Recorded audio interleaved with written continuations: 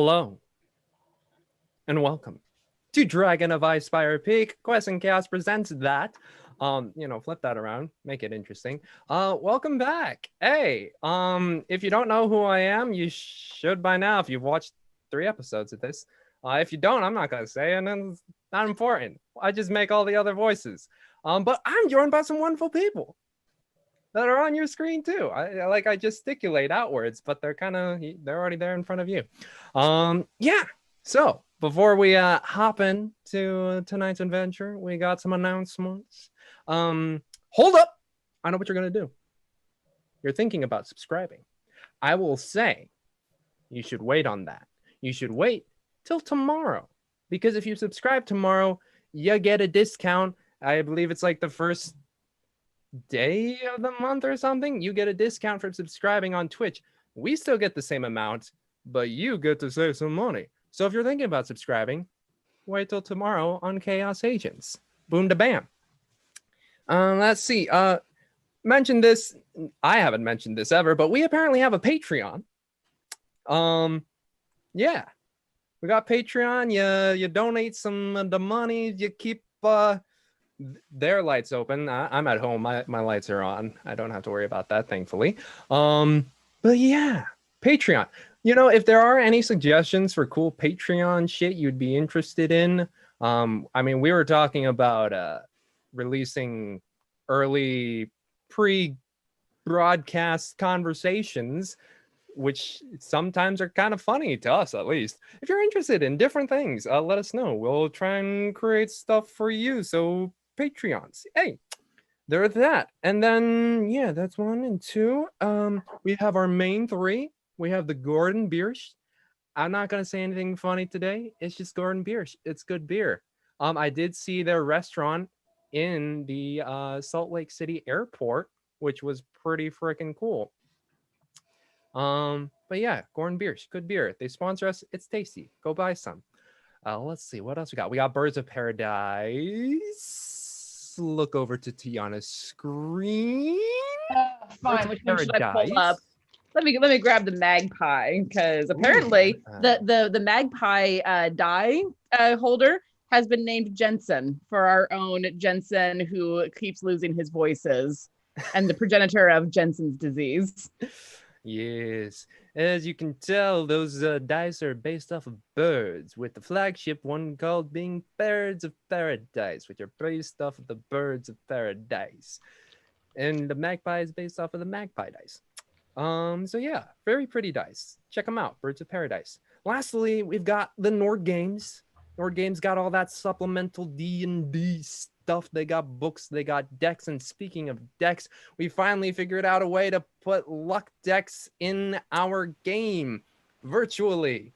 If our players roll a d20, they get a card that will be advantageous to them. If they roll a natural 1, I get a card that's advantageous to me. Advantageous in like a combat sense, because it won't help me with other things. But besides that, that's a heavy mood. Yeah. I wish rolling a dice would just make the world go away in my favor. But that is not the case. Sad face. Lastly, big announcement. Not really big announcement. Y'all have heard about it a bunch of times. It was 38 days from last week, so now it should be 31 days from this week. We got our big $200 giveaway. We got Nord Games books. We got Nord Games decks. We got Birds of Paradise dice. We got a King Sumo? Or not King Sumo. King Sumo is, I believe, the thing we're using it from. It is the Cyberpunk 20-something. Carbon 2185. Carbon 2185. Pretty close. Yeah. They both start with the C. I got the 20 in the front. Good enough. If you do the exclamation point giveaway in the chat, it'll give you more information than what I said, and we'll do it better. Yeah. I believe that's everything. Let's see. Subscribe tomorrow. You get a discount. Patreon. We have a giveaway today, which will be probably around the break. We'll let you know about what you gotta do. The hashtag chaos, but not yet. We'll be giving away a Nord deck of the winner's choice. So, stick around for that.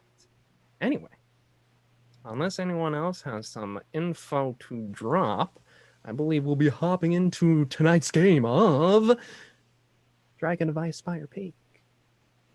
Do we have any bits in yet? We do. Oh, we do. I can announce it because I'm. Oh yes, go ahead. So that they're not tired of my voice. The Hefner gave 1,000 bits to the DM, but also 1,000 to the players. Thank you, Hef. And more's coming in. We have 500 from Duke Fleeg to the players. Thank you, Your Grace.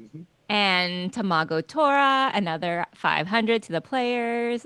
Oh man, you guys are loving the players. And Slidey Toad also giving 500 to the players. Yay, Slidey! James, who did you offend?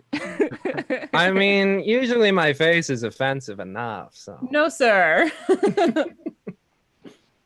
Self-deprecating humor. Might as well use it. That's the only humor I know. No.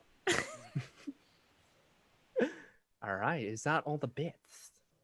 That is all I see right now. For now.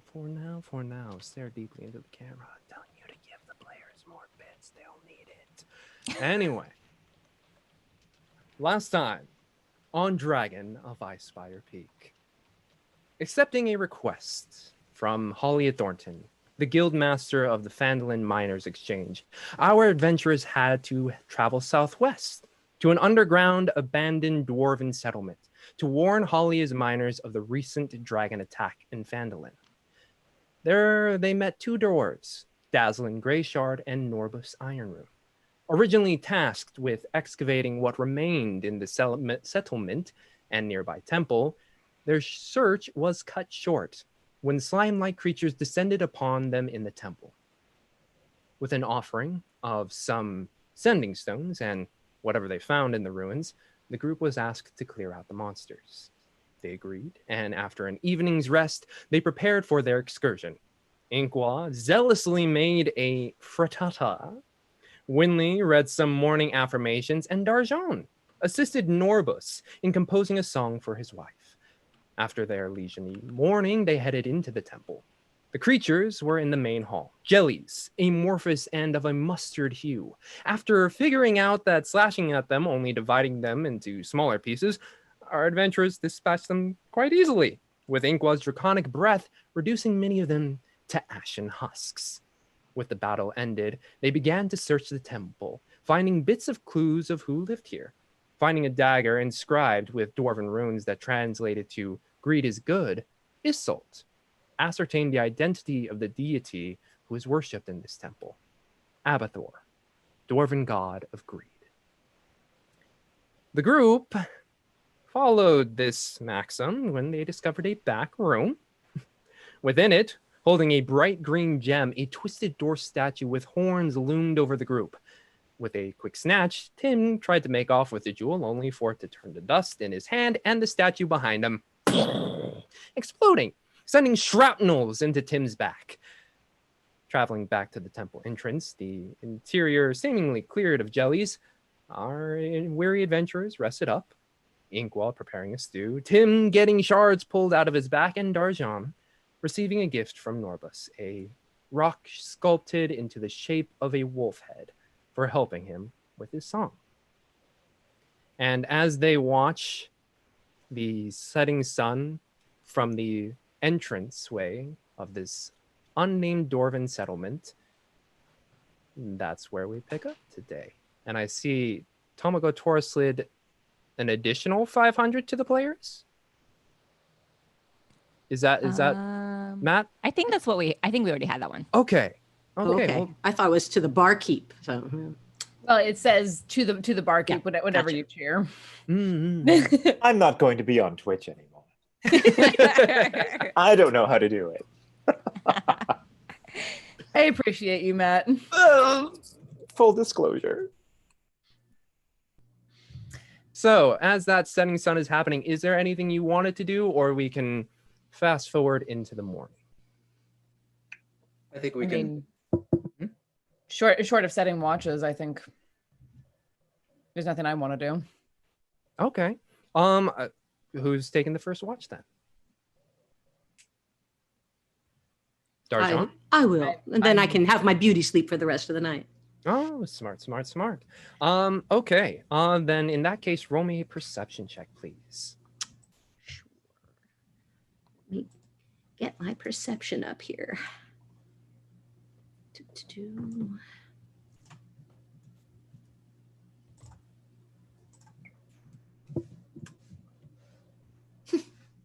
Everything's fine. Yeah, thanks, Ezra. Yeah, basically with that first watch, all you really hear is just like the soft din of Norbus and Dazzlin continuing to work. Fortunately, your watch goes quite uneventful. Who takes the next watch? I'll take the next watch. All right, roll me perception, please. 11. Similarly, Dazzlin and Norbus, a different kind of noise this time. As opposed to just like hacking away with pickaxes, it sounds like they're shifting rocks now. You do start to hear this slow buildup of Winley's snoring. But besides that, your watch goes uneventfully. Excellent. Yeah. And I'll like wrap my head in a cloak as soon as I'm going to bed.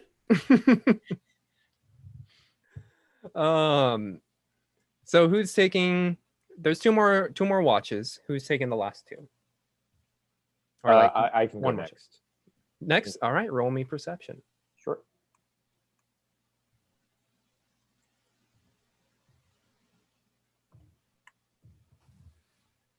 13. We're Getting incrementally steadily getting better. there. Yeah, right.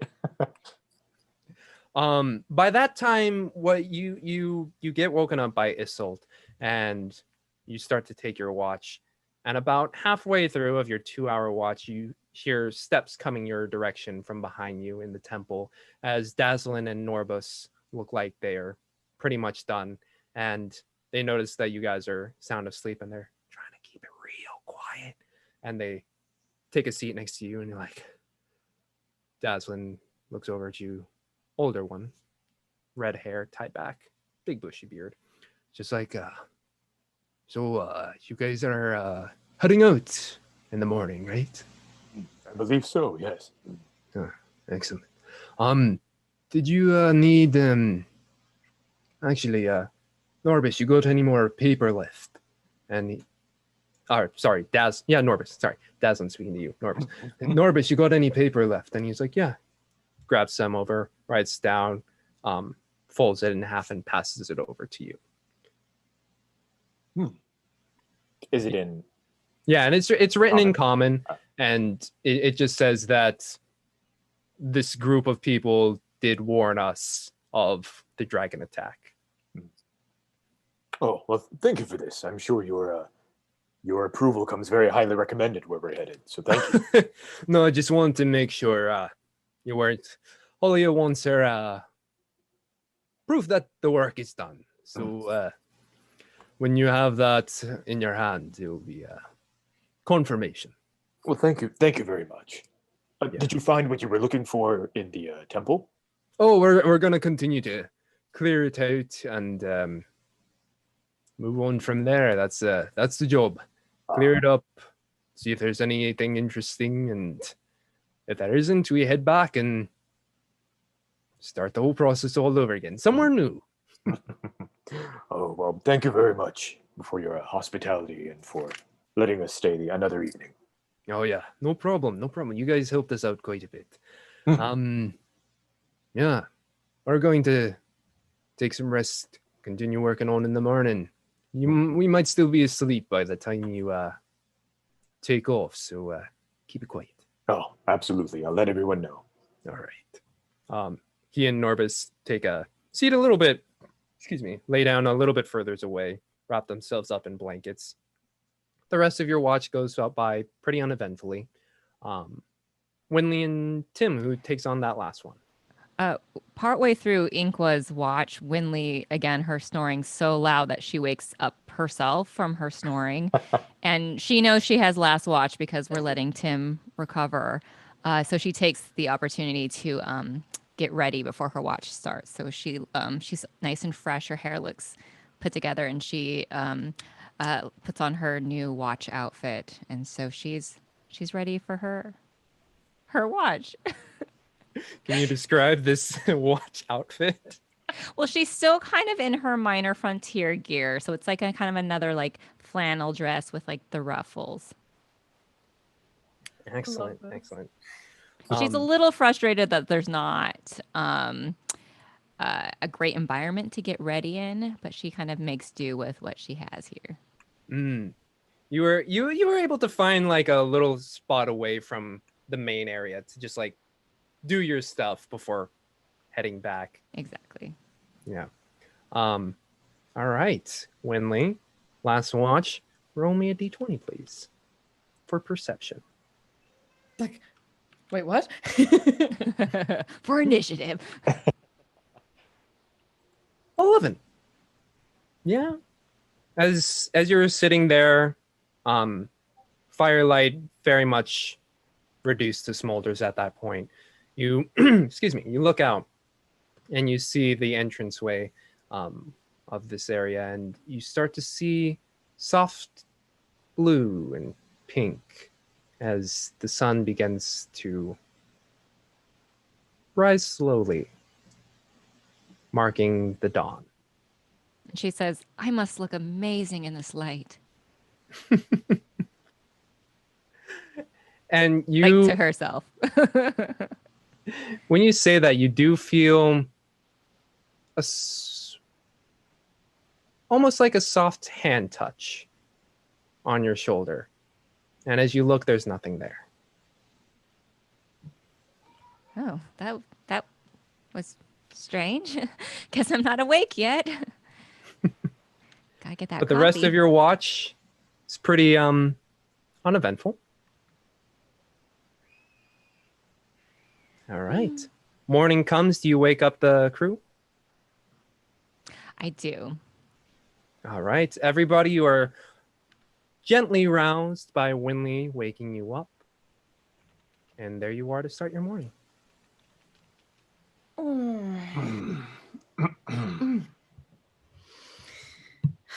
Yes. Make sure everything is. So what's for breakfast today, Inqua? I think we had some leftover mushrooms, so I think I can put something together really quick. What else do we have here? Oh, by the way, Dazzlin and Normus would like us to be a little more quieter this morning. They let me know last night that they have to sleep in. So, just letting you all know that. Oh, okay. All right, but I will put something together for us really quick. What do we have, James? I'm assuming we still have... Oh, you were able to get some wild greens from Sure. yesterday morning, as well as the mushrooms that you found. Okay. You used up all the eggs, but yeah, that's what you have. And you also have your regular rations of hard meat and hardtack. I love a Wonderful. good salad anyways. Yeah, and I'll make a little something savory here with some chives that I found here. And then putting together Thank you. some kind of salad in a makeshift bowl as everyone's waking up. Bing, bam, boom. You all wake up to some salad. Hey. I'll get up and start getting my armor on and generally getting ready for the day. Yeah, doing some stretches. Sleeping on a stone floor is one of those things where it's like, Well, and then I am just getting after too old. yesterday. Looking into a bucket of water, trying to get myself together. Also, we do have the seal of approval from Dazzlin and Norvis. They and then show the group the note that's going to be going back to Talia. So. That's good. That'll be. She'll be happy to see that, I'm sure.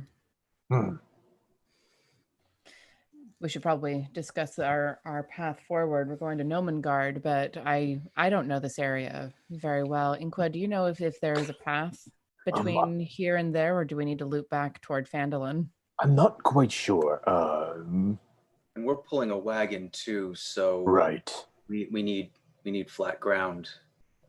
Yeah, I feel like the mountainous area might not be the best for Bessie. Her knees are a little shot from yesterday when she sat, you know. But we can go down, and there's some fields here that we could go, right? Mm-hmm. Yeah, as you look at the map, you see that the general terrain based on the description that is given on the map, that it has that like mountainous uprising, probably cliff sides along on the south side, but also on the northern way, it's more of that hills that you guys came down along with during Phandalin, from Phandalin to here. So looking at the map, then, could we assume that there would be a reasonable way to get from where we are to Nomengard without having to go back up to Phandalin and come down? Based on the map, yes. But again, it's just an illustration as opposed to geographically accurate. Sure. Well, it does look like we'd be able to, sit from flat land for a little while would be nice. Well, and going back to Phandalin would involve hills. All right, you guys pack up or is that the discussion or continue? That's it. I feel like that's good for me. All right, you guys pack up your things, place it on the 2-wheel wagon that gets hitched up onto Bessie's backside, and you start to make your way towards out the cave and towards Nomengard. Do we water up before we go? You guys still have that bucket that Darjan used. There's Yes. still some water left if you want to use that. Yeah, and how much would we have gone through with our water skins, or would those still be reasonably full?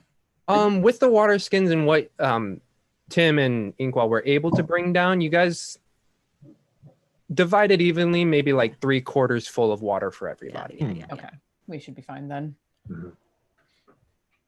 All right, you guys make your way outside of the Dwarven settlement, and the sunlight, because of the cliff sides above, you don't get any direct sunlight as it's still, maybe about 6 o'clock.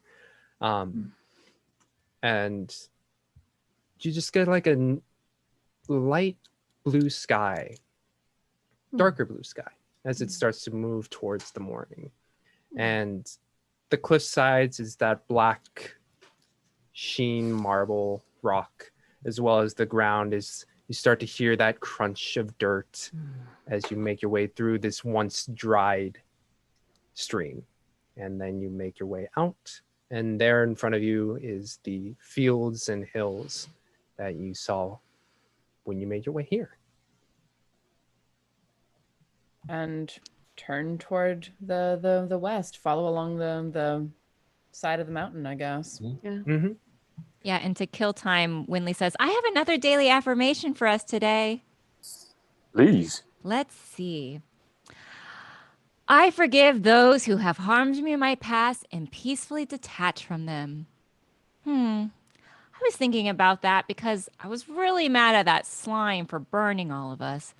But I was at least thankful that it didn't burn my clothes.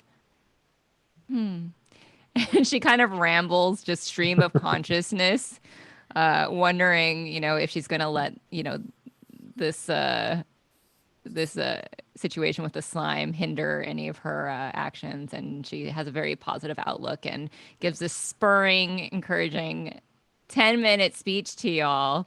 And once again, you feel a little bolstered so much that you might have 4 temporary hit points again. Oh, she has a bit of a performer in her. And when she's done, I'll look at her and give her a little nod. Well done. Thanks, Izzy. Yeah, despite the hard rock floor, Inkwell's salad and Winley's affirmations perk up you all for the morning to come. And as that sun starts to get into a visible range past the Sword Mountains, the sky begins to become a little bit blue. You hear a light breeze waft away, and while you guys are you guys following the cliffside or going back more onto the hills, or? We should aim where it's the most level. Right. Right. So Until we it doesn't. get there, yeah. If the flatter land is away from the hills, we go that way. If it goes towards, we want to try and keep it easy on Bessie as much as possible, is what I would expect. So you guys continue to weave through, finding which ways are much more flat. It gets some rise and dips, but nothing too dramatic, especially for Bessie. And I saddle up to Inqua, and you. So you know how to find rabbits out here? I could probably find some. Oh, would you like some? We could have a. I mean, the stew last night was fantastic, but little rabbit, I'd be happy to help you anyway. I see where you're going with this. Well, I normally only hunt rabbit on special occasion. However, let's see what we have in this terrain. And then as we're walking through, just kind of keep in mind, like, what kind of small little animals we might be able to find for feasting. In that case, roll me a perception check. Sure.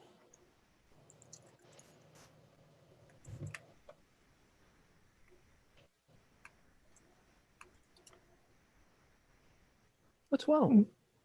Okay. Being on the plain side, near the mountainous range, you do see small little holes in the ground. As you continue to walk, you actually see on your left, between two hills, an area where it's pretty flat. There isn't much grass on there, more dirt, but then you see a lot of these holes within them. Now, I'm not quite sure of this terrain, Tim, but I do see there may be something, shall we say, eatable in that area over there. If we want to go explore a moment, take a little midday snack break. I'd be happy to join you. I'll let everyone else know in the group too, if it's okay. Is it all right, everyone, if we just take a moment? Me and Tim might want to go look for some provisions, if that's okay with everyone. Sure. Given how amazing your cookery is with what you find off of the land, I would hardly say no. Soldier, you're too kind. You're too kind. And if anyone would like to join, please feel free. I am not much of a hunter, I'm afraid, but I will help dress the animals when you find them, if you like. Thank you. And I'll watch Bessie. Argent, thank you so much. Yeah, and Winley's been collecting wildflowers, so she appreciates the opportunity to stop and make a flower crown for Bessie. Excellent. In that case, roll me for Winley. Roll me a survival check. Okay.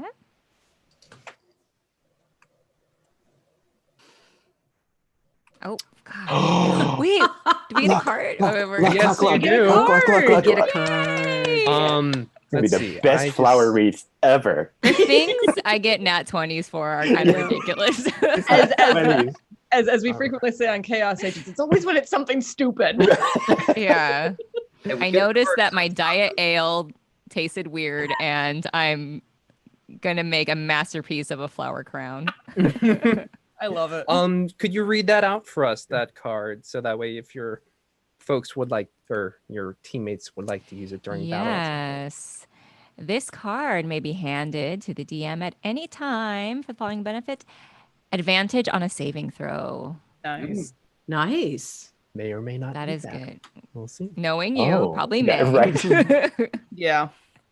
So you, so Winley, as you are walking about, and it's been about an hour and a half of walking down this path, looking at the map and where the Dwarven excavation site was, you guys approximate it'll take about 6 hours just walking there.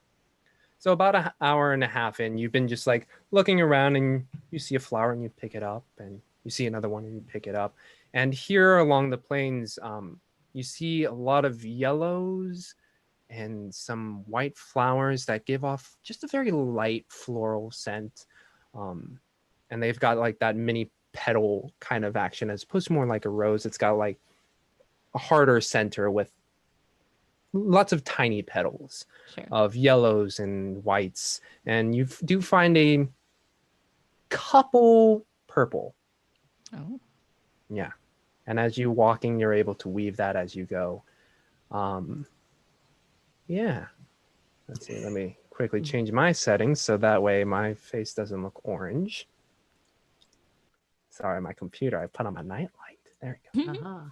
Fix that. But yeah, and as you all make your stop, your crown is basically done.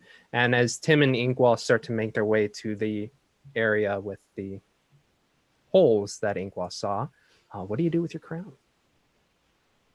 Oh, I put it on Bessie. Bessie takes it and you place it on the head and like right between the ear area, and it flows into the braids that you've been slowly accumulating on her hair, that mane on the right side. So she's got almost like if it were an undercut, like all on like one side, streaming down, and then a flower crown of whites and yellows, and then nice little accents of purple. Beautiful, Winley, beautiful. I just wish I could capture this in a picture. My followers would love it. Well, maybe you'll be able to recreate it later for a picture. Ooh, good idea. I'm sure Bessie will not object. And while we're waiting for the guys to go and do their hunting and return, I'll pull out the bag of gemstones and motion Darjan over and say, since we have a moment, we probably should divide these up appropriately. That would be nice. Between the five of us, there are 15, so 3 of each. 3 of each. Or three apiece, rather. So are they different colors or are they all the same? Yeah. And yeah, I'll pour them out in my hand so we can look at them. Yes. Yeah, and they're not like super rare kinds. It's not like a ruby or a sapphire, but they're more of that mineral base, kind of like a turquoise or a topaz. And they're quite small. And based on it, do either 3 of you work with jewelry in any way? I don't. I would guess that Winley might know something about. I know about it, but I usually take it to my jeweler, so I don't actually do on hands-on. Sure. But she is eyeing them, thinking she could bedazzle her hand axe with the jewels. I was trying to think of, because I've dealt in a lot of different things, so there's not an appraisal roll per se. Right. So in that case, knowing your background, Darjan, give me just a straight intelligence check. Okay.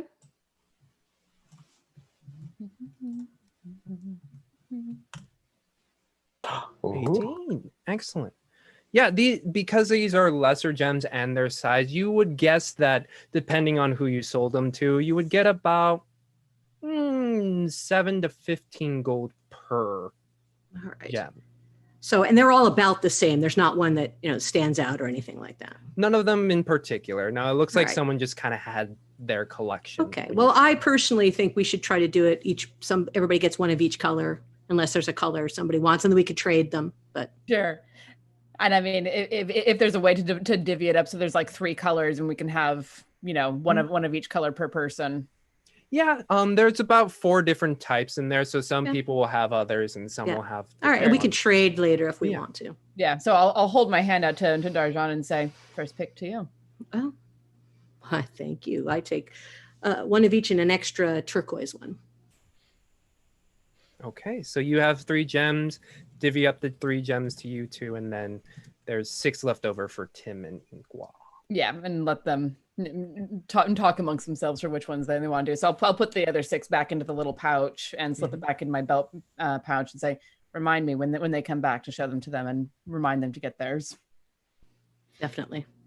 Excellent. While we're waiting for them also, I've been trying to figure out, I needed a song to talk about what we did and some of the other things that other people have done. So I'm not going to have anything big, but I'm going to have a little something to have for lunch. Okay. Mm-hmm. And as you're trying to compose that song, we'll shift on over to Tim and Inkwall. You guys, how do you approach this area?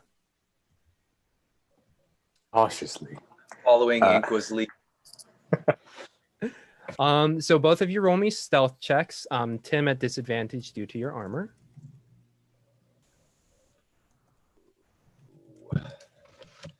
I'm just gonna do the. I'm gonna roll twice. Okay, 16.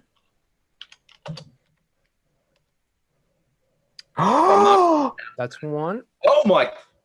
Wow. What the hell? Wait a second. We're wasting all our nat 20s. For our lunch break. I mean, well, Be very, very quiet. We get very quiet. Since it is at disadvantage, I will give you one card.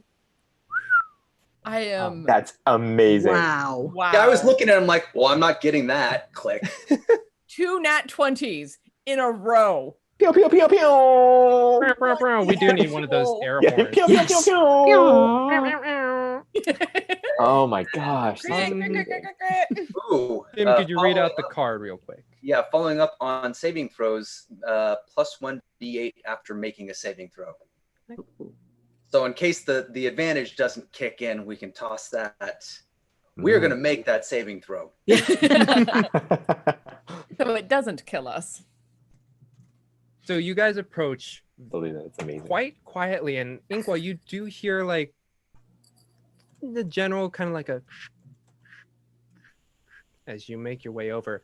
Next to you, you don't hear a thing coming from Tim as he walks alongside. So I'll be like, not saying anything, but kind of in my mind, like, Tim, is he still here? And I'll look back and see him. I want to disturb you. I want to see how it works. This is serious. And then kind of get like, oh, when he's behind, like right behind me. I'm like, oh, I didn't even see him there. That was, okay. And kind of grumble while I'm looking towards what's happening. And then when when you approach, oh, go ahead. I was gonna say, for all the holes on the ground, are they like in a specific pattern, or is it all kind of random? Kind of random, and they're only about like this big. Okay. Around, and you look at it, and you don't hear anything coming from them. Do you want me to try to flush them out for you? Could you do that? I don't know how, but if you tell me. Well, I'm sure if you can flush as well as you can tiptoe, absolutely. Let's, please. No, you don't tiptoe. That's you put one foot forward and then you shift your weight on it and then you lean into it. Oh, yeah. And then he looks down at his giant claw feet and he's like, okay. I'll just trust you on this one. If you think that you can flush out whatever's in here, please, by all means. Okay, where do you want me to do it? What am I doing? Do we see a hole that looks fresher than the other ones? Make me a. This one I'll do survival. You either both can roll, or Inqua with Tim's help roll with advantage. Oh, you should do that. Mm-hmm. Second one. This is which? I'm sorry. What was it again? Survival.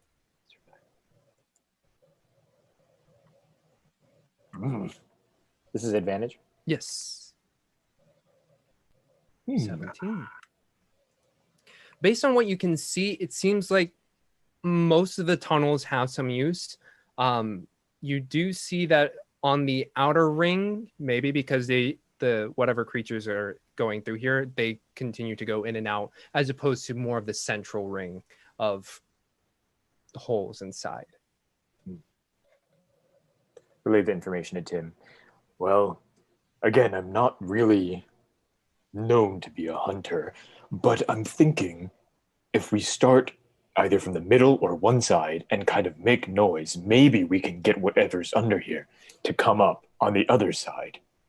So do you want to wait on the other side and I'll start disturbing the holes on this side over here? Sure, let's try it that way. All right. So you find your way onto one side and Tim on the other. I'll pull out my bow just in case. All right. Let's see if this works, Tim. Go ahead and start making some noise. Yeah, I'll take out my crowbar and start putting it in one of the holes and start tearing it up to make it sound like something is making some progress down there. Okay. It's gonna be giant spiders. Watch. A hole this big? I really hope not. It's just from its little. It's okay. You boil them and they taste a lot like lobster.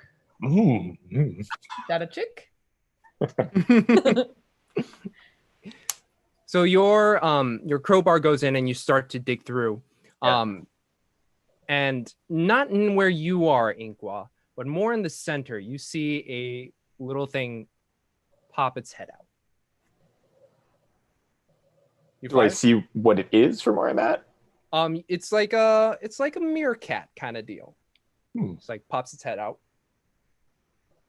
Does it look substantial to eat, or does it look like a?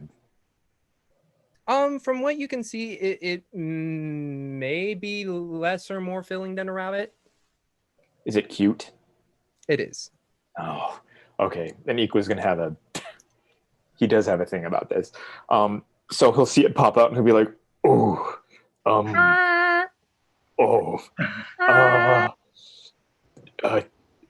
Tim, do you see it? Do you see the? Do you see the little beast in the middle?" More importantly, do I see Inqua? Yeah. It's only about a 20-foot across from each other. I mean, he's going something like, oh, it's not a rabbit. Yeah, you're right. It's not a rabbit. Maybe. Oh,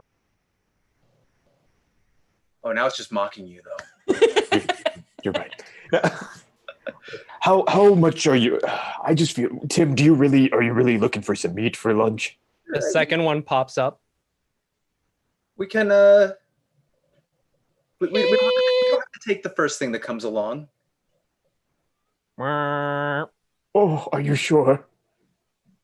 Third one pops up. If you want to. Okay. I think we should go. Right. Yeah, I can't. We should probably get out of here. Huh. Yeah, they probably don't taste good anyways, right? Yeah, cute things really don't taste good. Yeah.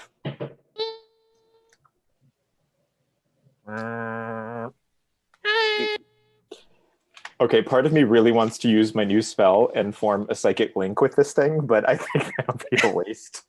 You want to go for it? I don't know. They could have useful information. Valid. Okay. Oh my god. Wait, you guys. The viewers are like, what's going on? Get to the place. Let's see. I'm going to psychically bond with a meerkat. Yeah, no. This is very Quest and Chaos. Anyone watching us is well aware this is normal. Yeah, I'm gonna cast a spell. But I would have to touch one. Where rabbits are. I'd have to touch one. Is there any of them? What'd you say? Oh, what was that, Tim? Oh, I think Tim was asking about rabbits, right? No, if you can talk to them, maybe they have information. Good point. I do need to touch one though, and he'll set his bow and arrow down for the moment. He'll be like, "Okay, let's see if we can grab one." Okay. I pull through. Do I have any? I'm assuming I have some dried nuts in my rations. That's you guys have a various supply of dry goods. I'll pull out a sugar cube from my pouch too. That's normally for Bessie. Just be like, I wonder if and then kind of set it at the edge of one that's close to me, one of the holes. Mm-hmm. And kind of wait. I'll walk around to Inqua's side with the nuts, see if any of them approach that. And as you move, Tim, two of them drop, and then the first one that's still there, sees the sugar cube.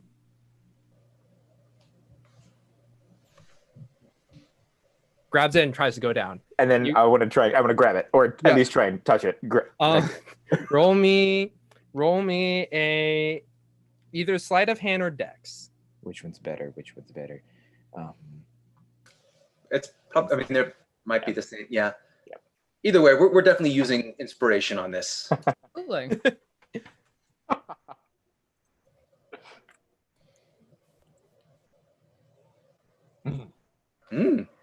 Okay. As you reach for it, you're able to touch its head, but it's able to get down low enough. So in that instantaneous moment, I would like to cast, if I'm able to touch its head, I would love to cast Beast Bond with it. Okay, I will say that because your intention was to try and catch this, you were able to do it. Just so you know, one action is about 6 seconds ish. So, okay. But since you had it in mind to do it, I'll let you have it. Okay, thank you.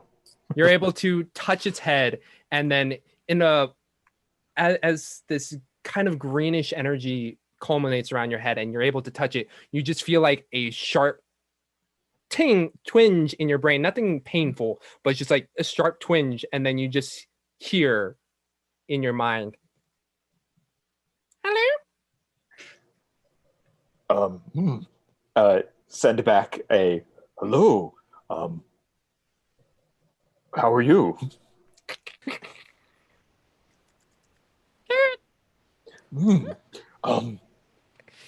And then I know we can't really communicate super things, but send a vibe of you're adorable.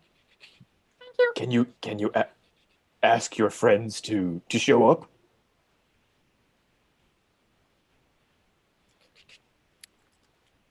I have more? Put some more sugar cubes. I have a few more, and I'll put them down on the so my little buddy can. So you place down the sugar cubes. You see like a head peer out, and you just see the eyes, and then it goes back down. It's like, be right back. Tell Tim. I think I might have established a communication. I think they're all going to come up, and maybe we can find other somewhere else to grab some food from. Not so less cute items.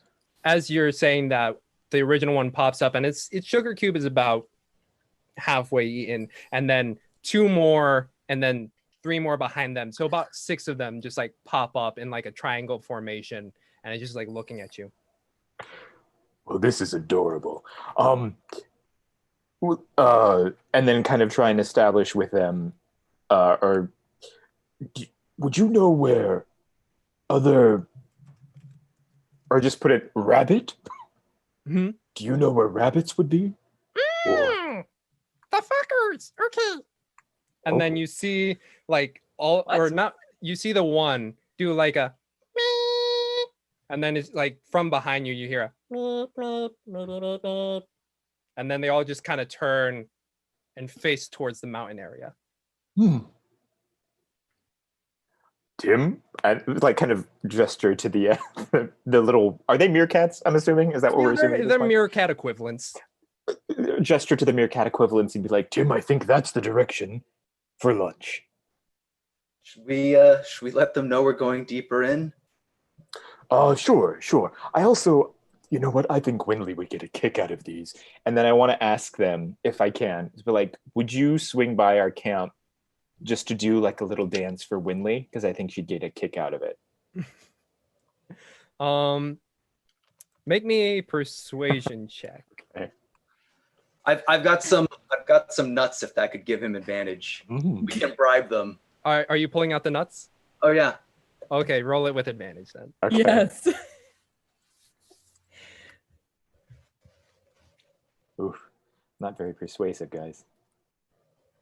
And at some point, we'll even try to save this town. You have a -1 in that?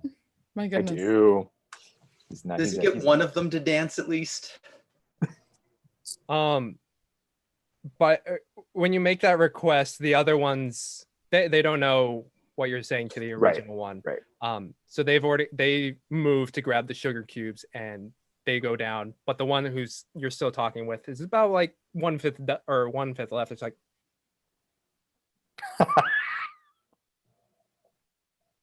And then it sends back to you telepathically. It's like,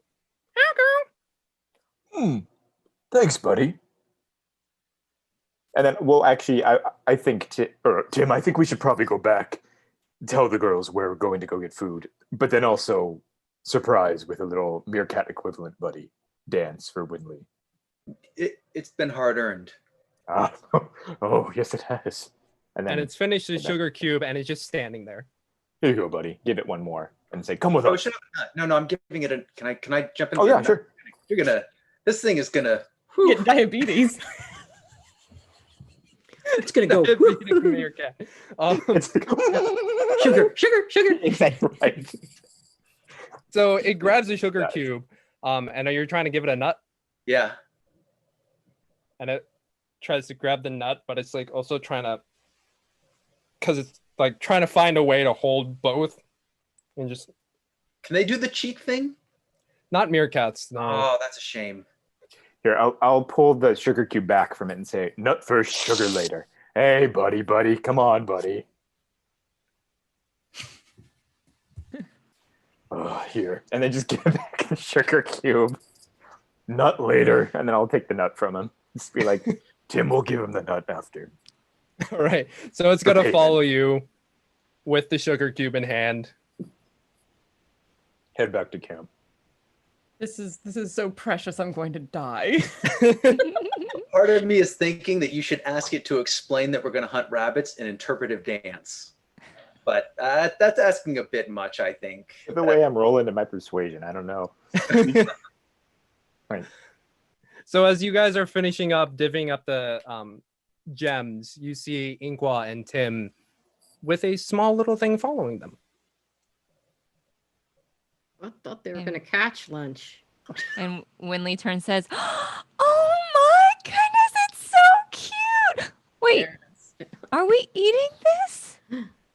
I don't know. Absolutely not. No. But Winley, we do have a surprise for you. And then Ooh.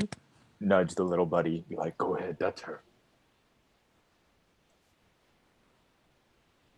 And she looks expectantly. Buddy, you said you would dance for her. And then it sends back to you. It's like, dance? Like with a big question mark. Run around in circles, jump, left, right. Run around in circles. Jump into her palm. Okay. for this meerkat, it's just like, and then what you see is like, it just starts to run around a bit. Just left and right and all around and through some legs and left, right. And then it just like does the dog thing where it kind of chases its tail, but it's like just goes in a circle. And then it just stops and it looks at you. And Winley's like, "He's going so fast." What an You did a good job, buddy. Ricky, bye. Takes the last sugar, shakes the sugar cube, and just starts to go back to its hole. Oh, bye. Hi, Hey, buddy. buddy. Oh, I really wanted to make him a flower crown too. Oh. And then at this point, I'll turn and see the crown on Bessie and just, and a tear will come to Inkwa's eyes. Like, "Oh my gosh. Winley, did you do this? Doesn't it look great on Yes. her? She loves this so much. She never gets this kind of attention. Thank you so much."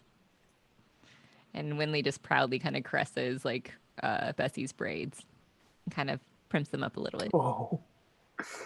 Bessie just like kind of puts its head in your hand a bit more. What a happy girl. What was that, Nick?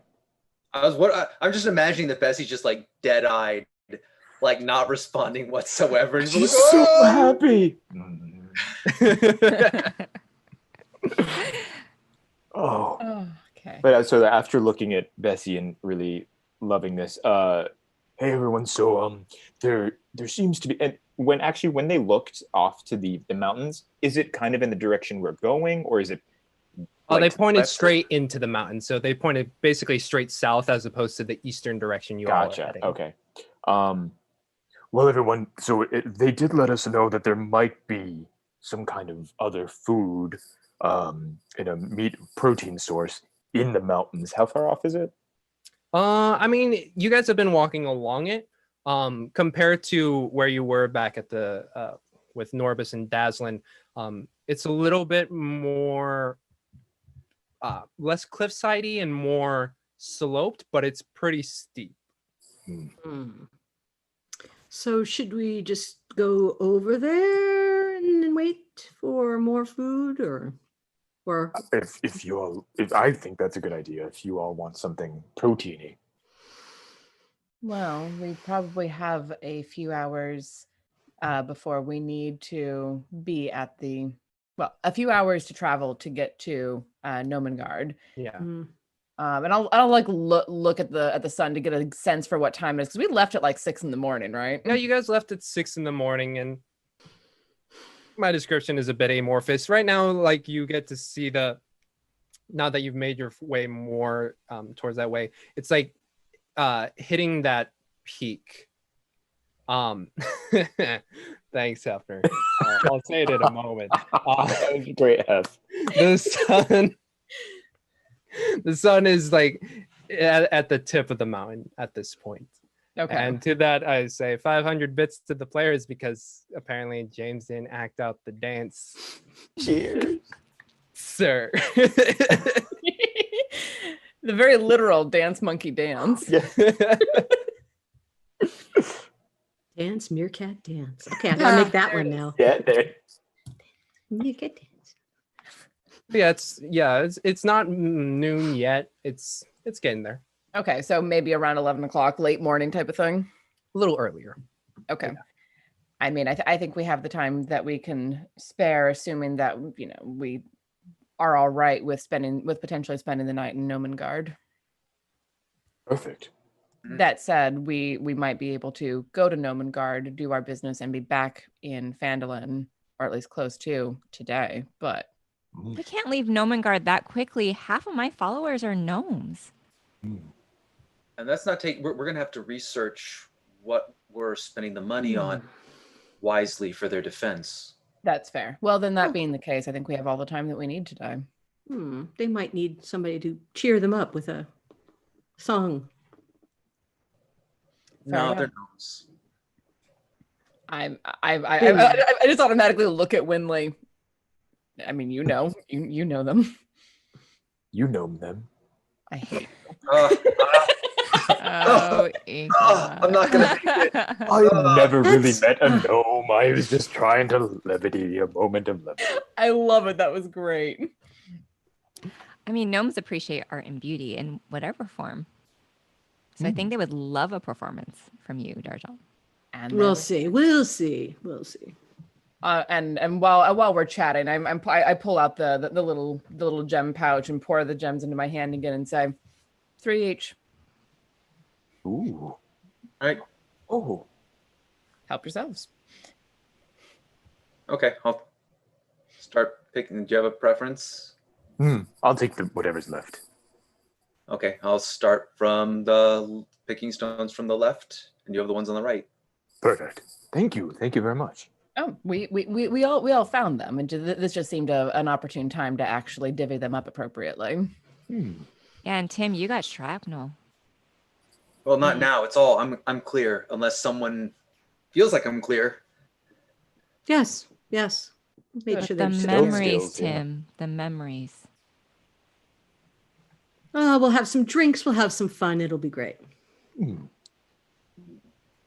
Right. Well then, shall we onward? Off to rabbit stew. All right, you guys start to make your way eastward, or are you going to head south to try and find rabbits? I think south to where they kind of assume or kind of led us to. Yeah, we'll go in the mountains for a little bit and see what we can find. Okay, so you guys head into the direction that the meerkats did their simultaneous pyramid turn. And yeah, you see that cliffside slope, but not like sheer, but sloped upwards. It would take some time to climb up there from at least this point that you're at. Is it a mountainous region? I mean, it is leading up to it, but it would still, you would have to climb it versus just trekking up it. It's maybe at like a 70-degree incline. Oh, goodness. I mean, so it sounds difficult, but does it sound like it would take more than half an hour? I mean, depending on how quickly you're able to climb it, it's about at this point 60 feet tall. Oh, that's not too bad. Yeah, it would take some time, But if you are really hungering for rabbits, you could. Would natural explorer in this area slow us still, or no? To climb. To climb, you would still have to do athletics. But if it were like a difficult terrain where it's like lots of loose rocks, you would be able to find your way. Okay, gotcha. Looks at Tim. Well, I mean, I'm game if you're game to find game. I get it. I get it. I'm on a roll this morning. Really Oh, wonderful. Winley's affirmation really got me pumped. And, You gonna go for it? yeah, and if Yeah, I I think do so. badly, I'll just give up. So I think that's kind of the antithesis of what Winley's affirmation was about this morning, but sure. no, it was letting go.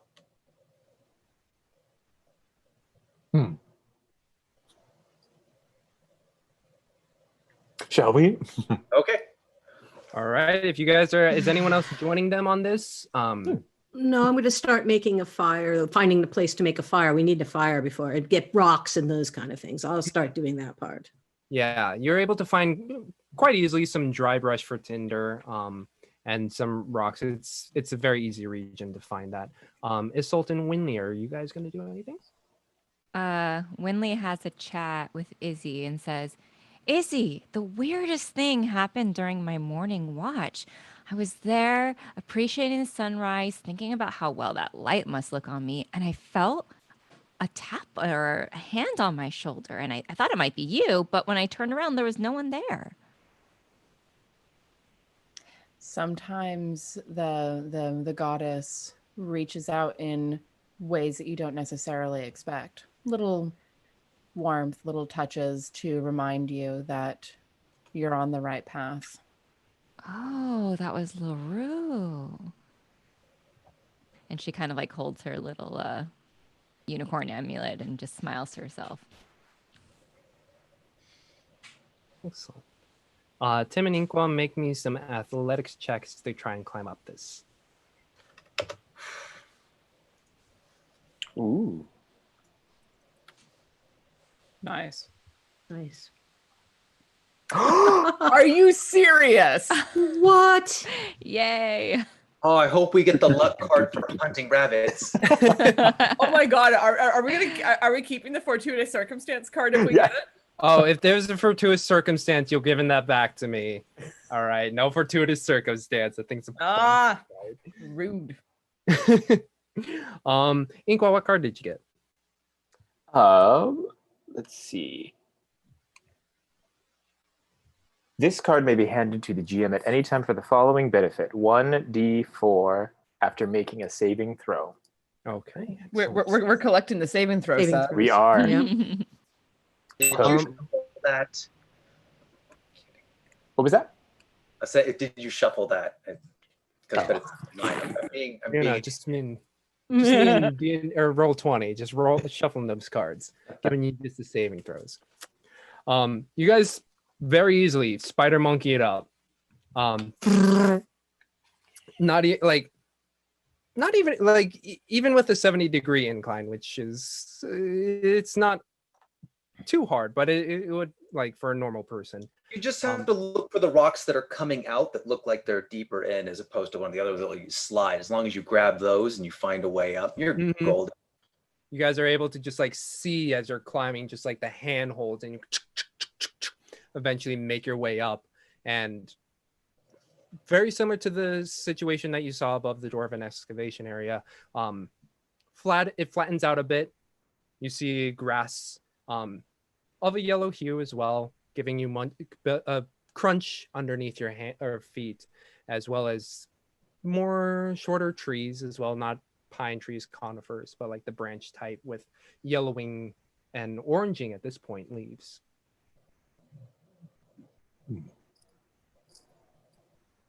And searching for rabbits, I'm assuming? Or any type of, I mean, I'm assuming it's rabbits, but whatever they kind of directed us towards. Yeah. Yeah, if a turkey walks out behind a tree, like That would be, yeah. hit that with a crossbow bolt.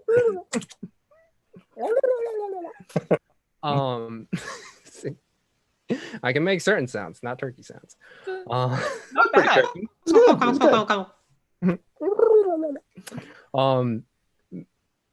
They pointed you in the direction, but make me survival checks.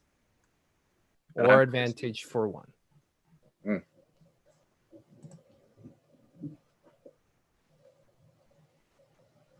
I'm helping. Is this rabbit poop? Is this rabbit poop?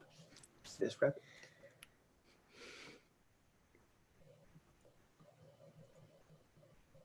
You can roll a second time, Matt. Mm-hmm. Oh, sorry. Yeah. Thought I did. I'm really slow today. Well. Spended all your energy on climbing the cliff. Yeah, it's very. They were able to point you in the direction, but you guys search for about 10, 20, 30 minutes. You're not really able to find anything. Well. Yeah. Sometimes you find eagle eggs, and sometimes meerkats lie to you. I find that little. From where we are, though, can we see? Is there like a view of like? Can we see in the distance anything from what are the direction we're headed?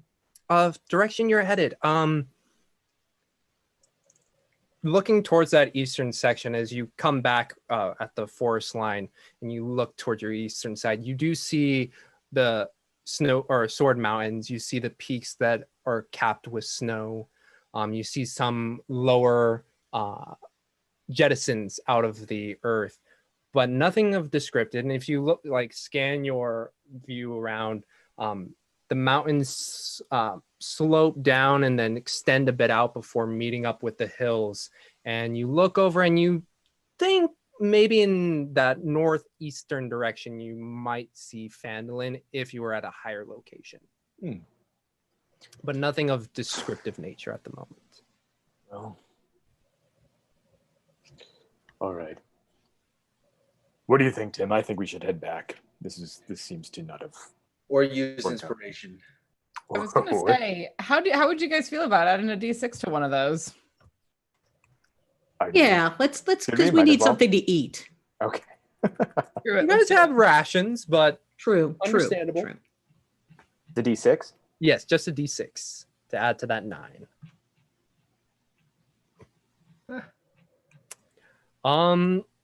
Just because you've been able to find you found it before, you find some wild greens.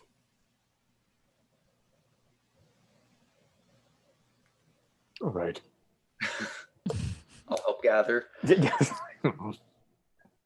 Grumble, grumble, grumble. Yeah, kind of like. I'm more disappointed that I won't be able to impress with my stew making skills later. So, but we'll try and come up with something. Right. Yeah. Well. You gather up the wild greens, start heading back? No. Head on back.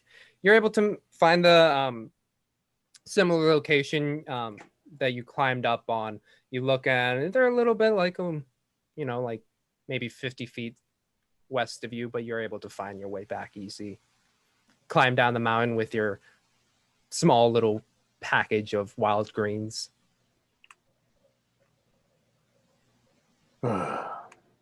Hey everyone. So unfortunately couldn't find the rabbits that I thought we would. But did find some chicory and some chickweed and some dandelion sprouts, so we should be able to have a nice herbal medley something. I'll just put it together. We do have some dried jerky. Maybe we can put that in. Sounds okay. I'll reach over and just like put a hand on his shoulder.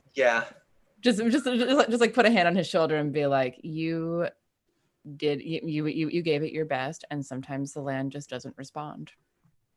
That is not not an indictment on you. That's just the way it works out sometimes. Thank you, Whistle. Thank you. Well, here it is. And then just present the salad. It's much more lackluster than the one before, though. Second salad of the day. Second salad. Has some dried jerky bits. Do you guys throw in hardtack for croutons or not? Sure. Oh, break up a piece of hardtack or sailor's bread. Winley passes. Soften it up. I don't know what hardtack you've used, but like you got to soak mine. That's whew. So no, I'm thinking of like pilot bread, which was very prevalent when I was growing up. I would eat that stuff just walking around. Real good. No, hardtack is called hardtack for a reason. Like it'll chip. It's basically like it's dried flour. It's you have to soak it to. So we did have some of the bread that you were carrying around. So yeah, it sounds good. Yeah. It's a simple lunch. Easy. And Winley tries to cheer up Inkwa. Salads are good for the waistline. Oh, thank you, Winley. Yeah, a small chuckle at that. He's getting over it, but you could tell that he's still annoyed, mostly with the meerkat adjacent thing than anything else. Yes. You guys finish up eating the salad. Not like you guys plop down, but you repackage things up and continue heading east. Yeah. Mm-hmm. Continue to head east. And as you go, again, weaving in and out, you find yourself weaving now a bit into the hilllands as some of the rockier cliff sides of the mountain kind of pouring in. So you have to find a way through the hills. And as you continue further east, you start to see that on both sides, you're starting to get flanked by taller and taller hills that on your left, as well as the mountain on your right, eventually coming into a point where it's like a channel, where it's like larger hills on your left, and then the mountainside on your right. Anyone who would like to make me a perception check? Just one person or multiples? Whoever would like. One person can helmet, and someone can help and give advantage. I mean, I'm gonna make a roll on my own. But I'm also going to lean towards if things look like we could get boxed at any point, that we go into the hills rather than get stuck between the hills into the mountains. Mm-hmm. All right. If you're going to do the perception, I will give advantage to you. All right. Tim, you have advantage on your perception. So you can roll again. 8 and 9, man. So you're looking about, and as hills and cliff sides are moving past the left and right, beyond the difference of hills and cliffside, it's not like Kansas where it's monotonous because it's flat, but there isn't real big indicators except for the peak of Sword Mountain, where it's like going at a walking pace. It's kind of hard to keep track of we've been moving, right? But you have been, but it's just like due to distances and locations, nothing is standing out to you per se. Time goes by. Sun eventually hits about 1-ish or 2-ish. And cresting past the noon sun, and you start to hear, all of you, just like a soft rumble as you continue eastward. Hear or feel? Here. Oh, okay. So not like an earthquake kind of thing. Okay. Not an earthquake. No, it's just like a. Does it sound like it's directional or just sort of everywhere? As you continue to walk eastward, it starts to get louder. Okay. Yeah, I'm definitely on my guard at this point. Like, I haven't put my shield on and drawn my sword, but I'm definitely wary. My crossbow is out and loaded. Okay. And as you continue to walk, it starts to, I would say Tim and Darjan, you've kind of heard this a little bit before, just because of where you are at. It's the sound of falling water. Oh, now I feel dumb. Oh, that would be a great place to be able to clean up before we get to the town. Yeah, it must be coming down from the snow melting from the mountains, of course. That's going to be freezing cold. Brisk. We call it brisk. I do too. I avoid it when I can. And the sound continues to get louder and louder. And you see the cliffside, which when you were going for rabbits was more sloped. It's returned to more of a cliff-like slant. And as you get closer and closer, you see that the cliffside does a sharp in-turn towards the south. And you hear this rushing of water, and it's just compounding and compounding until eventually you very easily recognize there's a waterfall somewhere within that cove. Now, did we get any information about this waterfall? I don't remember hearing anything about it when they were talking about how we got here. Did you? I mean, typically settlements are near water, so That's why I was asking. Yes. Yeah, Harbin didn't give you guys any information. Yeah, pretty much. Okay. Talking absolutely no one. He We're was a bit useless. we're not seeing a clear path anywhere, though. No clear path, but you do see that intake, and as you get closer and closer, if you guys are continuing to move forward, you start to see the stream that is obviously the effect of the waterfall. Ooh. You start to see the plume of mist coming up from above the cliffside, giving a soft haze almost to the area around it. Okay. That's more like it. Wow. Do we want to take a moment and clean up here? Well, and also, is there a place, like how deep does the stream look? You guys approached the stream by this point? Yeah.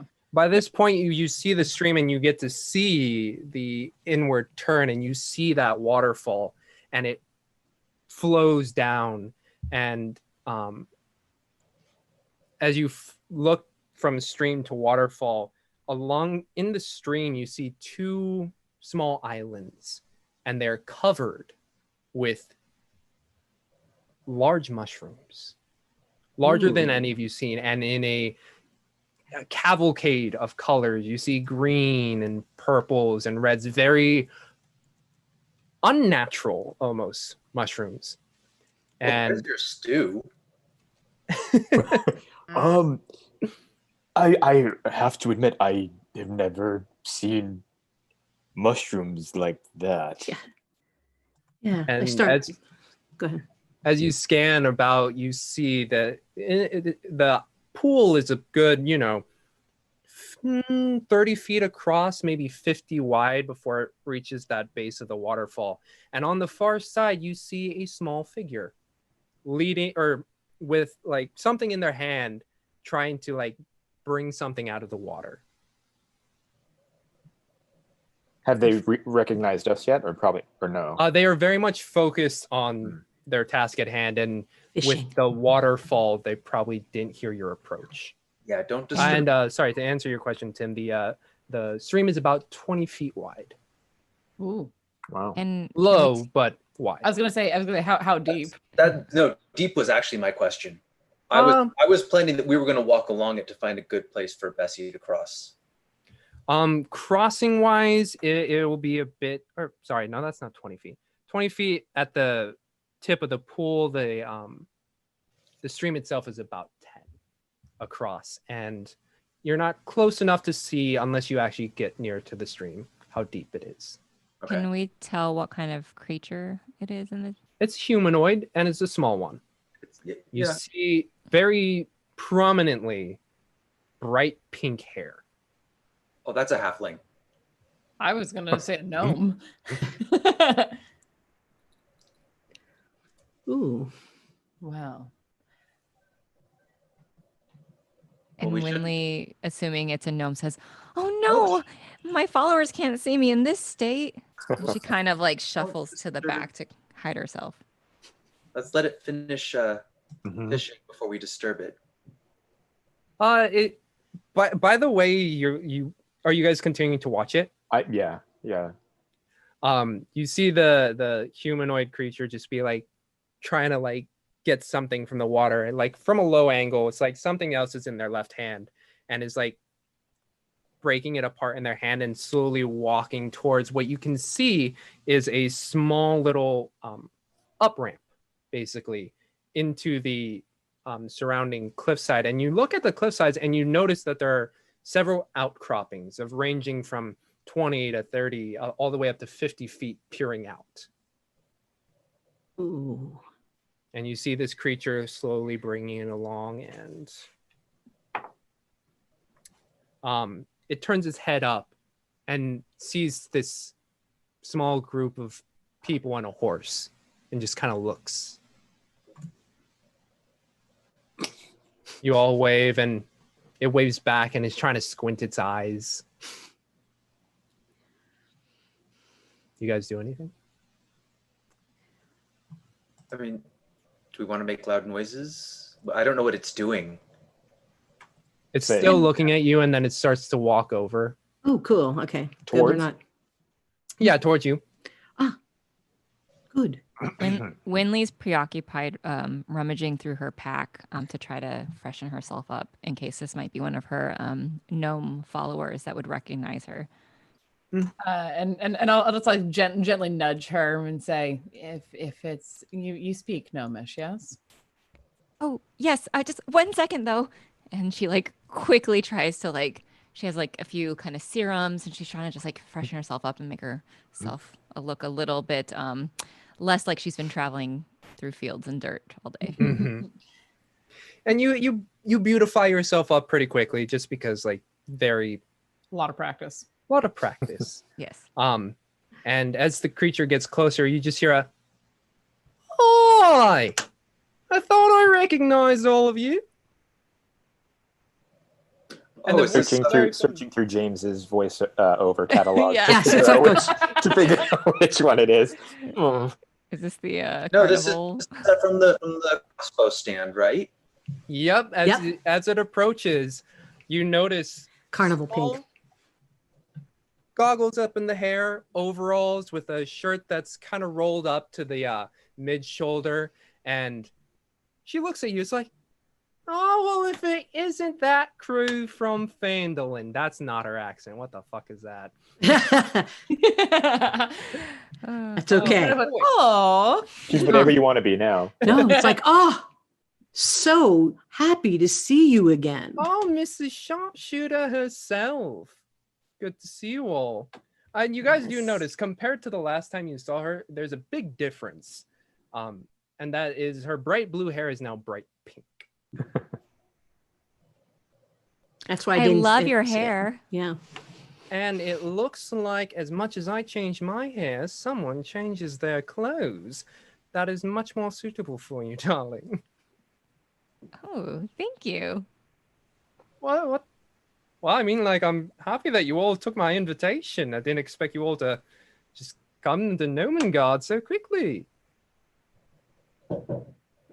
we have been. Did you hear about what happened? You were there when everything happened in Phandalin, weren't you? Oh no! Once the evening hit, there wasn't a need for me. I packed up, headed back here. What's wrong? A dragon attacked. Wow. That's... Yeah. No, it wanted us to give them sacrifices on a weekly basis. It was... And we objected rather strenuously to this idea. Yes. Well, certainly. I mean, the only sacrifices that I would like to make is if there was a food on my plate given to me, and that would be my sacrifice. You know, like a nice piece of bread or something like that. Like, that's my sacrifice. But no... humans, that would be quite a bit much.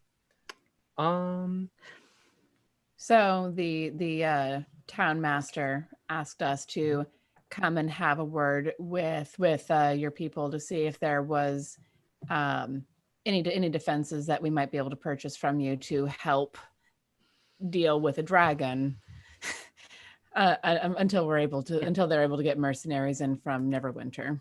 Yeah. Oh, well, I mean, you all are friends of mine, and as the moment she says that, you all see out of the corner of your eyes, up on the cliffside, not even on the cliffside, attached to the cliffside, it's kind of hard to make out what they are just based on the sun position. But you hear Winley specifically in Gnomish, intruders!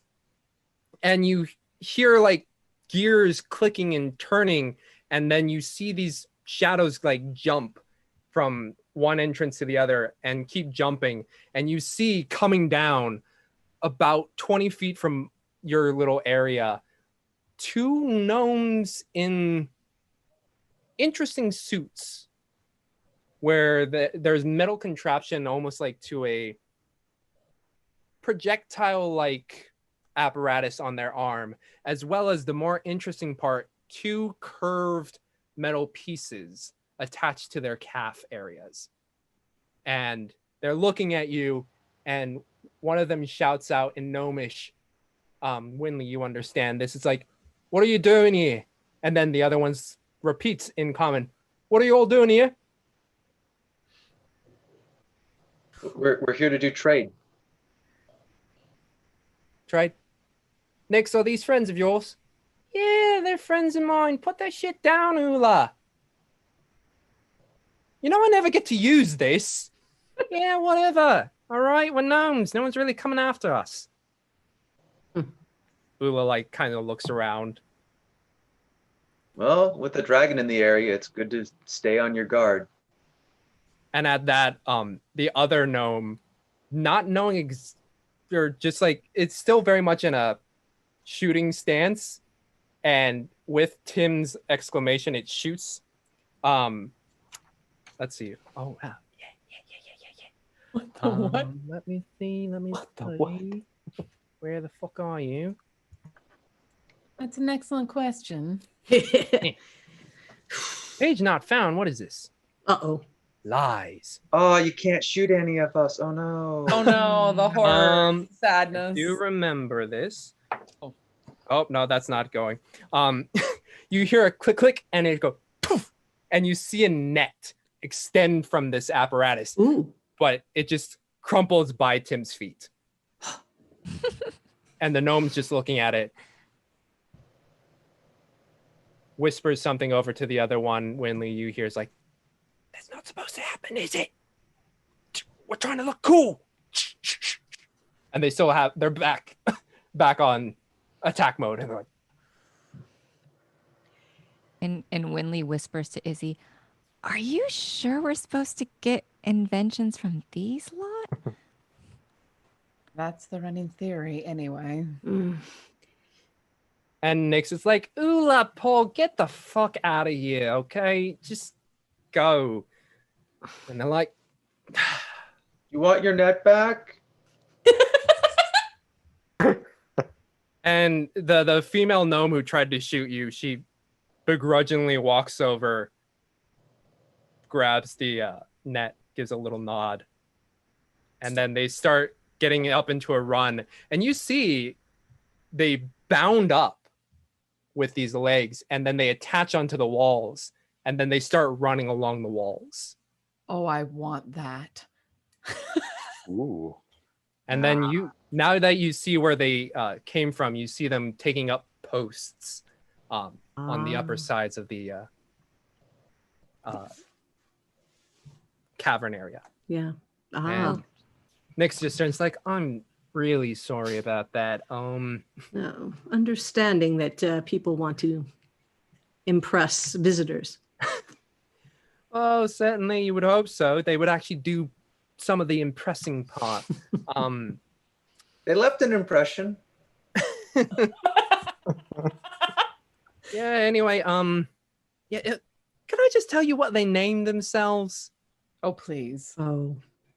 Okay, so we're called Welcome to Nomengard, and that is the Nomengard. Oh, I get it. That's Like after like 10 seconds. Yeah.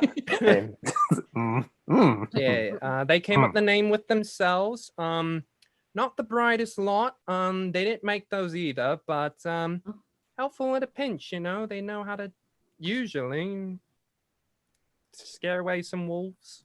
What are those inventions on their legs? Oh, well, you know what? I didn't make those. I'll let you talk to who did. But yeah, do you guys want to come in? We'd love Yes, that would better than staying out here for sure. Excellent, excellent. Your cow, by the way, I don't know how it's gonna get across. Is it gonna be fine to get across? She should be fine, I think. How deep? Yeah, how deep was it? I don't think we ever figured out how deep it was. Oh, now that you're up against the stream, it's about. It would come up to chest height for you, so that's maybe about 4 feet deep. Ooh. Okay. So, well, does Nyx know of a more shallow place? And also, are there things in the water? You look like you were doing something along the water. Are there things in there? Oh no, those. So I've been trying to. So there've been ducks who've been living in the pond, and I've been trying to think of a way, an apparatus to get across the water, but like also be able to fly like a duck. And I wanted to have a duck inside so I could study how it does its duck things. Huh. That makes perfect sense. A net gun would have been perfect for that. Yeah, I've been trying a different approach. I don't have access to that. I've been using some of our bread, and she holds up a half torn up piece of green bread. And she's like, yeah, the ducks around here really like it. But yeah, I was notice you all, and oh shit, I'm gonna have to go do that again. Ducks take a while to like follow you. I might have to borrow that net. Takes some of the bread and starts eating it. What makes the bread that color? Oh, points over at the mushrooms. Yeah, we make bread out of that. Oh, those are edible. They're I was edible? wondering. Oh yeah. Yeah, it's Nomengarde's a strange place. We how do I say it? It's more magical than other places. Interesting. Yeah. It's pretty cool. It's why I got the pink hair today. Yesterday was green. Day I saw you, it was blue. Yeah. But yeah. Are you able to change it at will, or does it just change because you're here? Not because I'm here. I think I figured out the pattern. And if I ever feel a little bit bored, which usually I am, change it up a bit. Like you, miss, changing up those clothes. Yeah, and before Winley had she had been kind of zoning out because she was just thinking about how is she going to cross this stream without getting wet. But at the mention of being able to change up your hair, she like suddenly like pays attention. Something like laser focus. Yeah. Oh, I can tell you're a hair lady. Yeah. How did you change up your hair so easily? I can only do it once a day, kind of deal. But let me think about this. How I wonder if the mushrooms would help. it's not the mushrooms actually. It's Oh. No, I was just thinking. You said they made the bread turn green, so I was thinking, let's see. that might be fun. No, I can do it. I can do it twice. Okay. And you see, and she looks at you, was like, does any of you able to cast a spell called Mage Armor? Anybody? I like hook a thumb under my chainmail and say, wouldn't be useful for me. Well, watch this. And then she rubs her hands together. It's like, cracks the knuckles, draws a little arcane sigil in the air, and then you see it dissipate, and you see a slight sheen go over her body. And at the same time, you see her hair just start to turn. This time, a bright red. Ooh. Now, yeah.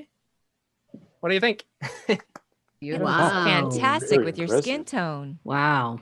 Why, thank you. God. Flaxen skin, red hair. Oh, that would be awesome for costume changes. Well, I mean, like I said, Nomengard's more magical than other places. You want your cow to go across, right? If it's possible for her to get in. Okay. Think there's this way, and she points a little bit further down on the stream. It's like if you cross there, it might be a little bit easier on the knees. We don't actually have a place to store it, though. She would have to stay out here. Oh. Is there anything behind the waterfall that she could go? No. We're not exactly, that is a cow, right? Yeah, I was going to correct you, but it felt rude to since you're being so gracious. But it is a horse, and she's a lovely horse. And it's a horse. But yeah, we don't have horses here. Understood. Well, is there an area around where I could tie her up? I don't want to make her sit again. Nyx looks around and I mean, I guess she could be by the waterfall there, and she not across the way where she's at, but she points on the opposite side of the stream where you're all at, and she points deeper in, and she's like, if you put your horse over inward more, it should be able to be blocked from sight. There really isn't. We could make something, to keep her in place. We could do something. Yeah. Yeah. I could make something that'll keep her there. It'll take a minute, but like if you leave, she's not going to run off like a dog, is she? No. Okay. Yeah. Just leave her back over there, and don't take your card in. It won't fit. Just leave her there, and I'll make something real quick when we get up in there. Oh, thank you, Nyx. It's very kind of you. Thank you. And then he'll go. And you have to come in, and you pass by one of the outcroppings, and this one's like 50 feet up in the air. The rock itself is slick from the mist that's coming off. And you guys have been standing in this area for a bit now, and you start to feel that mist start to coat different parts of your body. It's very refreshing compared to the stone sleeping quarters you had the night before. Yes. I was going to say, should we be worried about her in there? She's going to get soaked after a while just standing next to the waterfall. Bessie? I think she'll be fine. She's stood out in rainstorms before. She's fine. Yeah, and Nyx pointed over to a nice little area where it's another outcropping, but because this one kind of jettisons out of it, it'll give Bessie at least some above cover.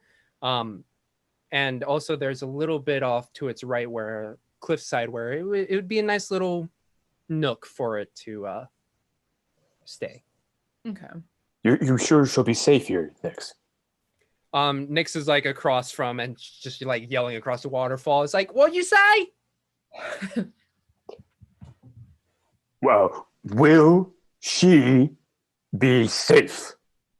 Safe. Yeah, I think I got that. And you're pointing to your cow. Yes, she will be safe. Thank you. Gives you 2 thumbs up. And then Nyx walks back to the other part of the stream where it's like, all right, I think this is, since you don't have to worry about your cow, why don't you just hop on over? And how wide is the stream? Well, the point she's pointing at is about 10 feet wide. Okay, I'll back up about 10 feet and take a running jump at it to get across. Running jump, easy enough. Just like clatter of chainmail as it clatter lands of everything. Down. Shield, sword. I want to do it with a flare. How are you going to do it with flare? What I'm going to do is I'm going to turn a cartwheel, plant my feet, and then jump. Okay. Some For acrobatics there. Yes, please. Let me get it.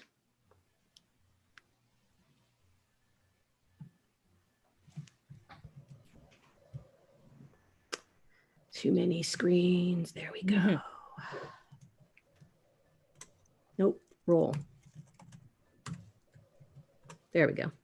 Nice. Oh. Nice. Come on, Flare.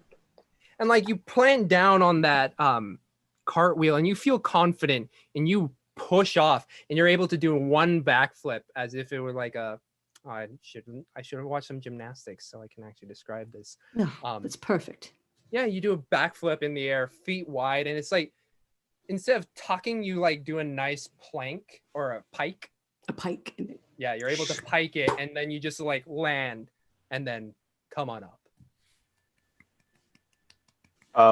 I'll look over at Winley and see how frazzled she is about her stuff, and I'll be like, here you go. And then I'll grab her if it's okay with her, and just kind of put her over my shoulders and then just walk. Because you said it was only chest. Yeah, chest deep, 4 feet. Yeah, so I'll just kind of hold her up and try not to get the base of her garment dirty. Just kind of walk over. What a She's sweetheart. so thankful. Like, ugh, and then set her down on the other side. Like, okay. Yeah. Oh, thank you, Inqua. You're welcome. I needed to get this leather armor washed anyway, as it starts to shrink. Tim, you just gonna hop on over? How are you getting over? Oh no, I mean I have to carry over Darjan's stuff, so I'm not going to do any acrobatics or anything. I'm just taking off my boots, carrying our stuff in my boots above my head, and Easy enough. You make the crossing over. I was gonna recommend just hucking the pack across the stream, but sure, that works too. Yeah, she doesn't like when I do that with her loot. So you guys are across on the other side of the stream, and you see the little switchback that Nyx was pulling the ducks up, and she leads you guys on over. And all of you, as you guys get closer and closer to this area, and Inqua, you felt it when you led Bessie over, you just feel tingly. Not in any bad ways, but you just feel tingles. Ooh, like a crowd is. Yes. Less exterior, more interior. Well, now I was thinking a crowd is. I feel that. Yeah. Yeah. You just feel it, and it, depending on how you deal with those things, it could be just like good in Darjan's case, or it's a little more queasy feeling. Is it I was gonna say, is it a positive tingly, or just like a? It's unnatural in the sense that you just like you start to feel it. Yeah. And as you you start making your way up the switchback, you get to this entrance, and everyone except for Winley notices it clips off a bit at different heights. Actually, how tall is Darjan? Oh, let me look real quick. Dang. All right. Why don't I know in my head? Because trying to keep multiple characters straight in your head is very difficult. I'm 5'7". 5'7". So yeah, everyone except for Winley, you make it up, and Nyx just continues to walk inside. But everyone except for Winley is just like, pink. Right. Well, yeah, I'll crouch down and like bring my arms in so that I'm not. It's wide enough. It's just not tall enough. Okay, yeah. I'll just like crouch a little bit walking through because I'm 5'9", so I imagine it's a bit of a. If I played a character of the heights that I usually do, no problem. Yes. If it continues to get lower, I will become more concerned. I will. Yeah, same. But yeah, Winley, this is like the first time you've been in an area where it's just like the ceiling's like just above your hair. Oh. So she just kind of happily flouncing in. Mm-hmm. And you notice that the walls, they're not rough hewn, they're very smooth. And as you go further and further in, you notice that the lighting itself is not firelight, but is a strange, like, it's a fluorescent kind of fungi. And as you go further and further in, it starts to brighten up. And you see, as you emerge into this very first room, a common room of sense, where it's like you see a couple tables, you see some chairs and couches about, and the ceiling finally opens up to about 10 feet, 15 feet high. Oh. And you see along the walls different symbols. and with those symbols, you also see embedded in the rock, purposefully done, not mismatched or slipshod or just put everywhere, but pointedly put in places, glowing crystals that have a similar cooler light tone as the fluorescent fungi that give off a green-blue feel. But the room is lit quite comfortably. And you guys have entered Nomengard. We're going to take a break because it's 8:46, but y'all made it to Nomengard. After spending an hour looking for rabbits and talking to Meerkat. What a waste of time. No. It was wonderful, man. But yeah, I don't know if Amy is there, but I believe we should be doing a giveaway now.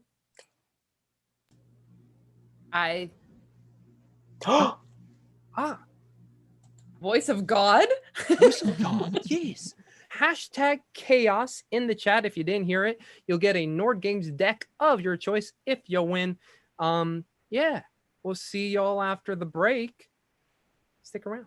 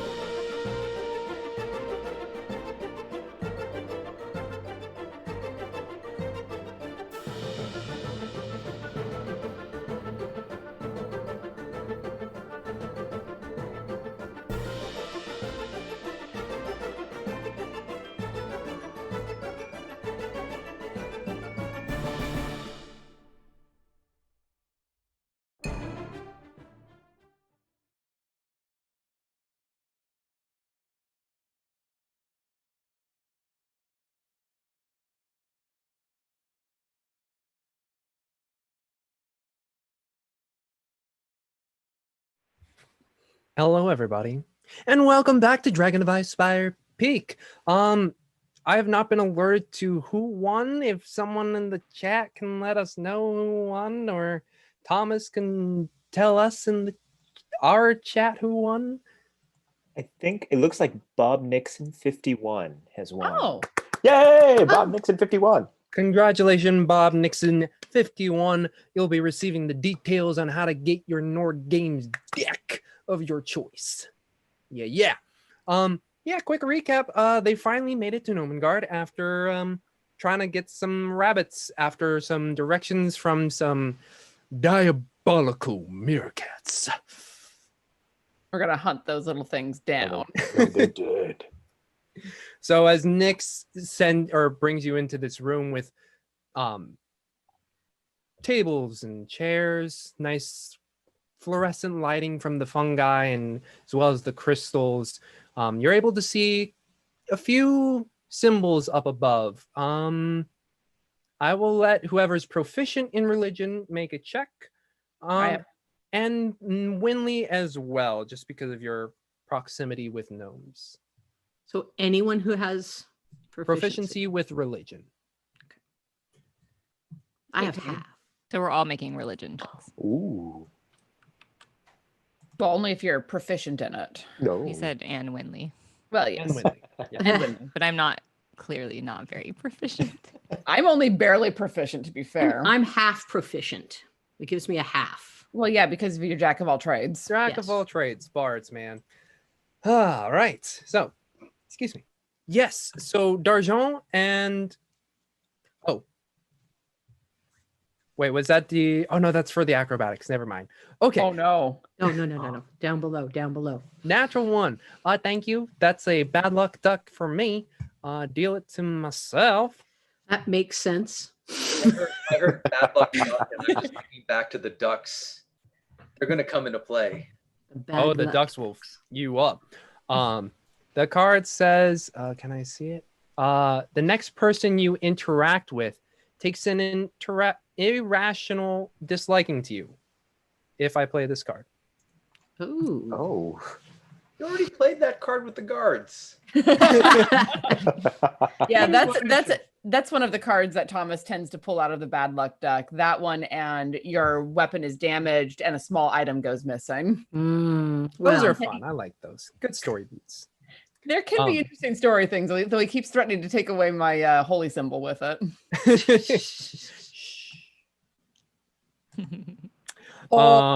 You lose your shield. So Small item. Isolt, you look up and you notice that these symbols are of the gnomish pantheon. You see, I believe, 6 of them. Yeah, 6 or 7 of different constructions, different shapes, and all. And Nyx is like, "Well, welcome to Nomengard, everybody." Well, this is. I'm just admiring the symbols and mapping them out in my head and nodding a little. Yes.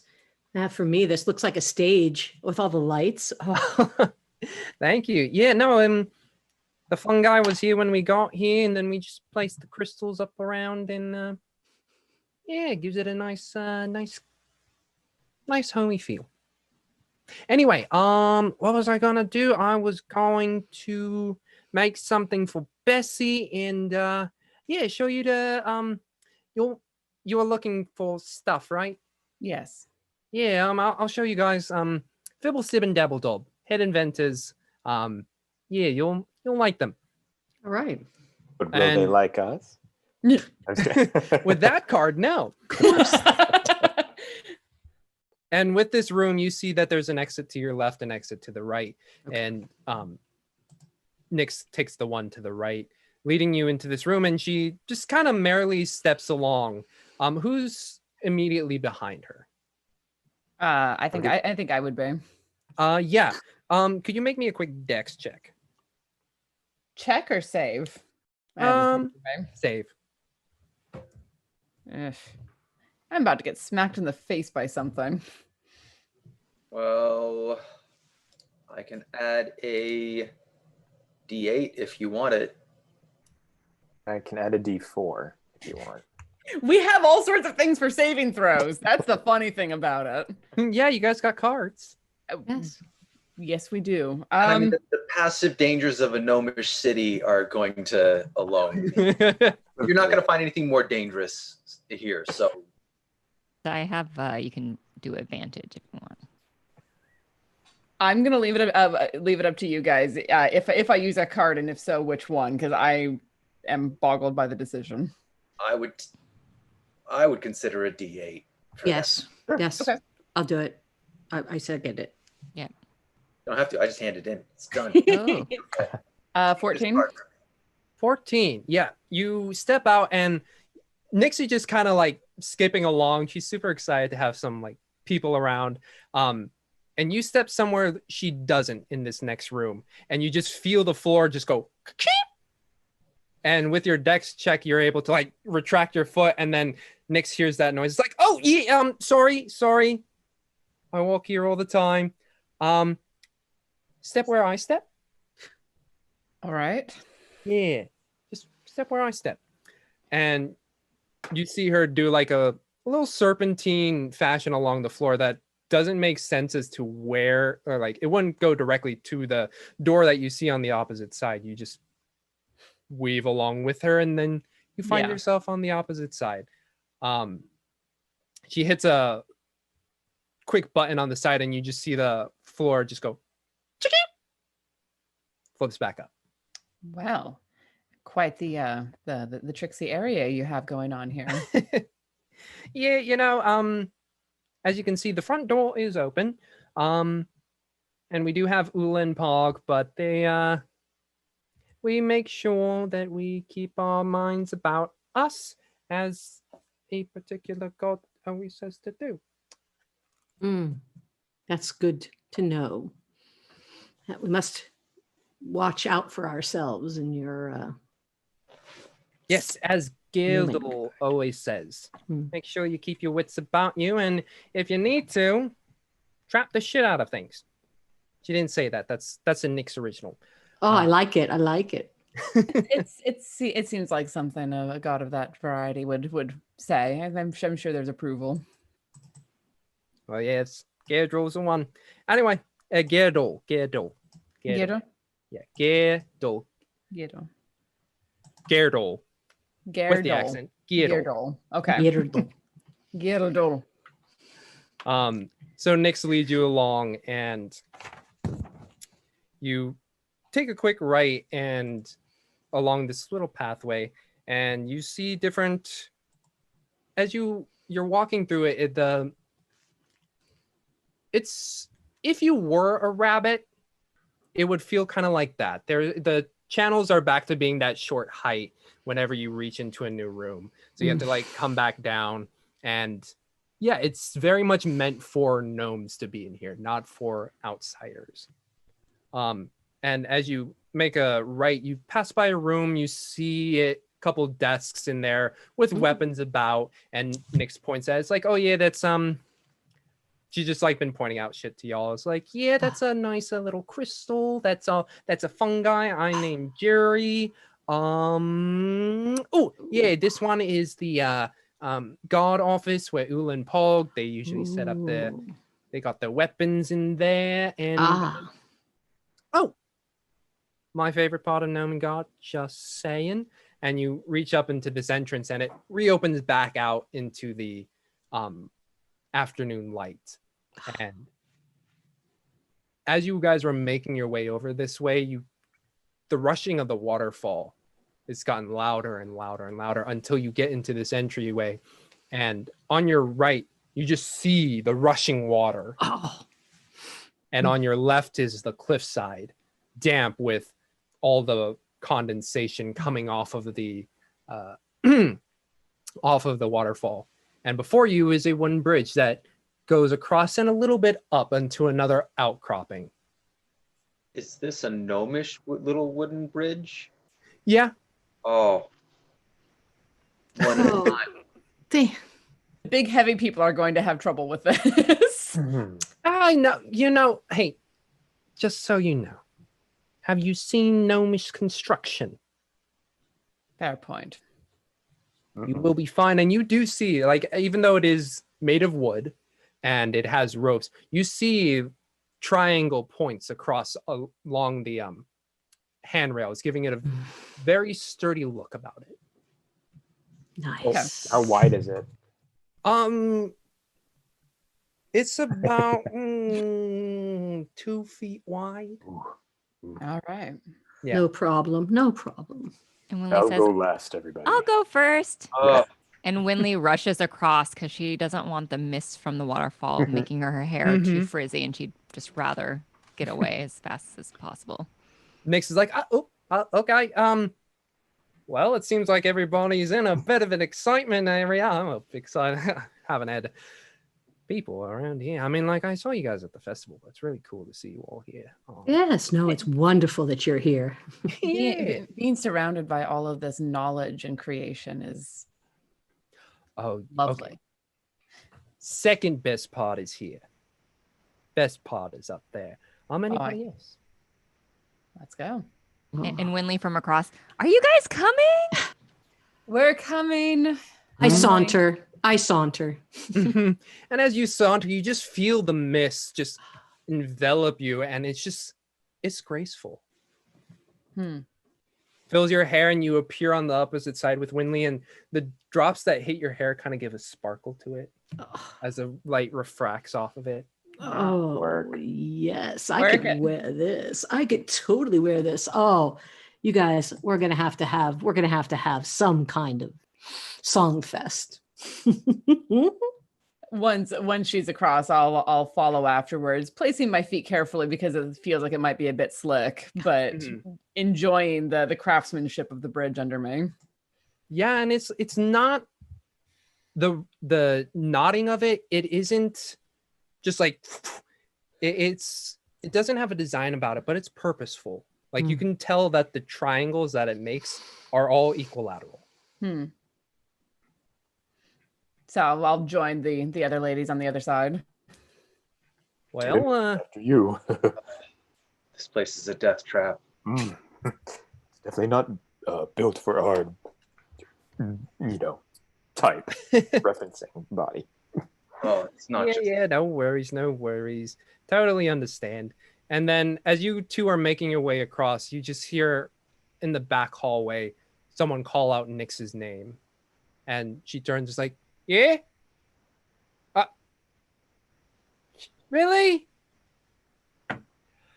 Fine. Okay, yeah. I'll be there in a second. Okay. She shouts across from the bridge. I need to take care of something. If you just keep going forward and you just make a right, you'll see where you'll find Fibble, Stib, and Dabbledob. All right. Yeah, I'll catch up with you. I just need to help out with the kitchen. All right. Thank you. All right. Take care. Thank you. Ink was still looking at his feet one by one as he's literally like doing this. Coming Doing the little side swaddle. Yeah, like the Nyx so with her now red it's on. hair Yeah. disappear into the dark caverns. Yes. Come on, guys. It's okay. Come on. And I'm sorry, what was the name of the person that we're looking for? Yeah, Fibble Stib. Fibble Stib. Dibble Dob. Dabble Dob. Dabble Dob. Yeah. them just gibberish. Double dog. Gnomish names, y'all. If I'm okay with this. If we ever get lost, just go, we're looking for Blabity and Boobadab. just start speaking in tongues, you'll get it right. Fibble stib Dabble Dob. double dob. Fizzle stib double dob. Fizzle stib double dob. Dabble dog. Dabble Dob. Dob. Yeah, Dabble with the dob. B, Fibble like Dabble stib. dob. Fibble stib dabble dob. Got it. Yes. So you guys make it across.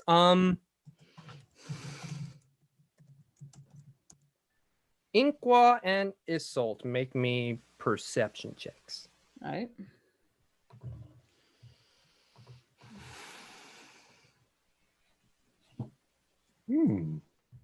No. Oh. What'd y'all roll? You I got get a a card, 20. sir. Ah. And Yay. Yeah. Oh. Well, at least it's not just me. Okay. Inkwell. Okay, good. Let's see. That's the good luck deck. I want the bad luck. Oh, that's yes. Let's see. Deal that to me, and what do I get?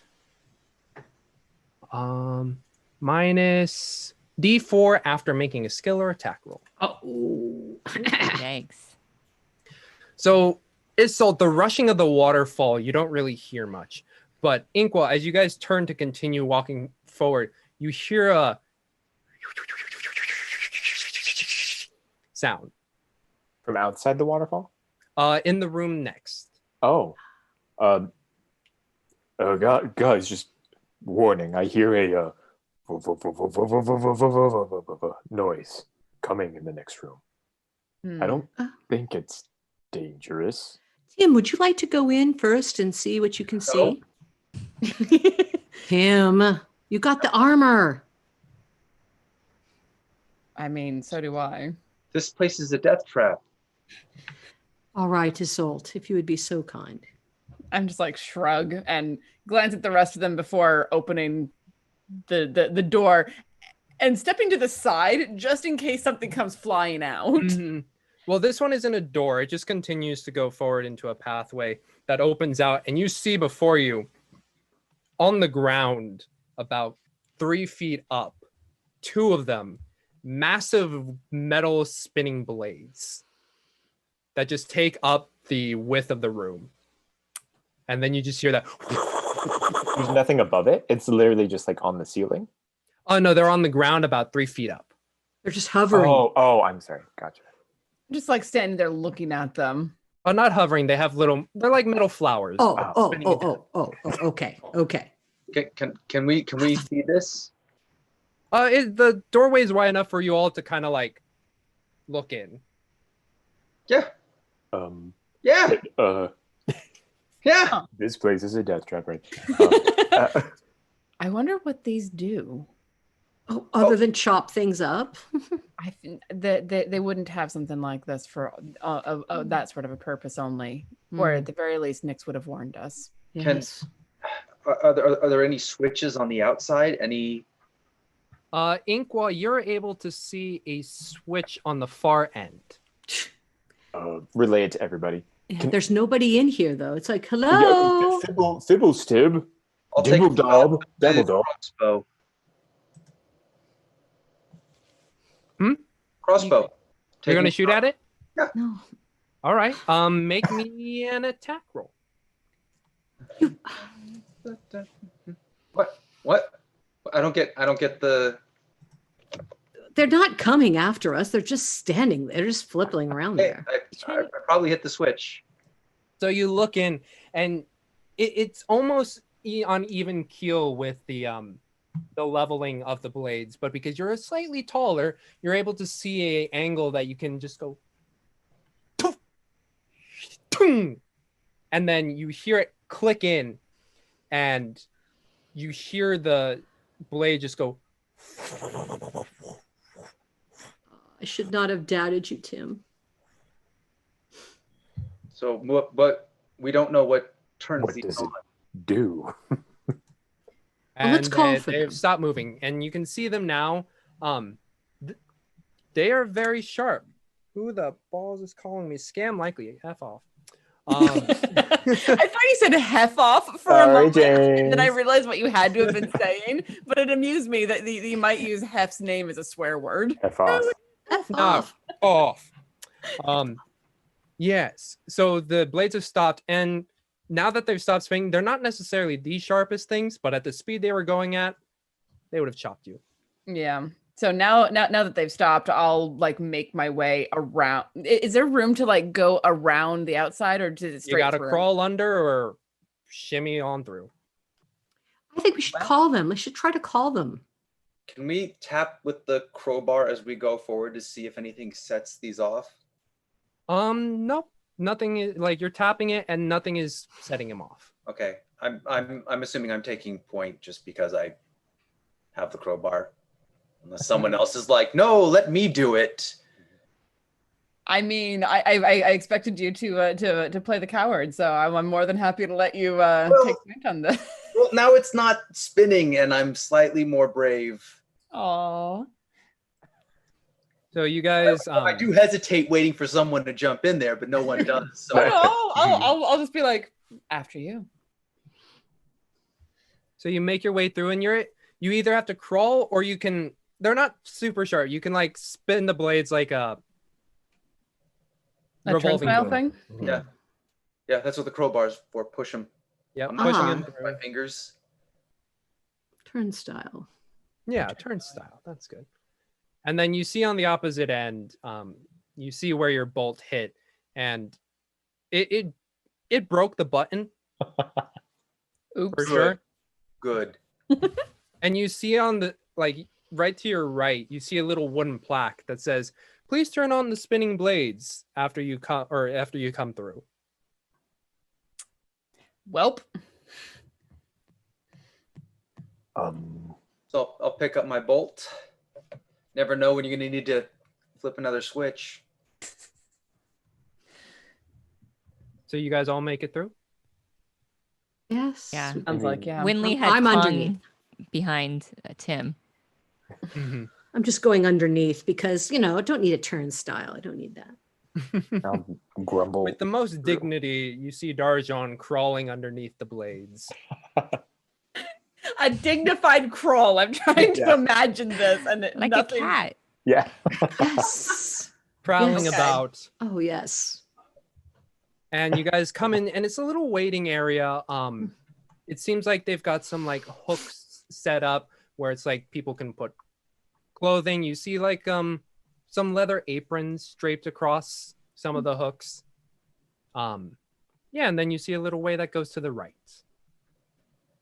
And then an immediate left. So like a little hook in. Do we want to call them and see if they're here? You already did the calling. Good. No one responded. Why don't we go ahead and do it again now that the blades aren't running and filling the place with noise? Fibble stip, dabble daub. You yell out, you don't hear, you wait 10, 20 seconds. Nothing comes back. All right. All right. So this room is definitely trapped, right? We all agree? Probably. I'm gonna like keep a good eye on the floor, remembering what that area of the floor looked like that I stepped on and then off of again, to try to not trigger something like that again. I hold my crowbar out. This is way better than your feet. You guys continue? Do we have a choice? Not really.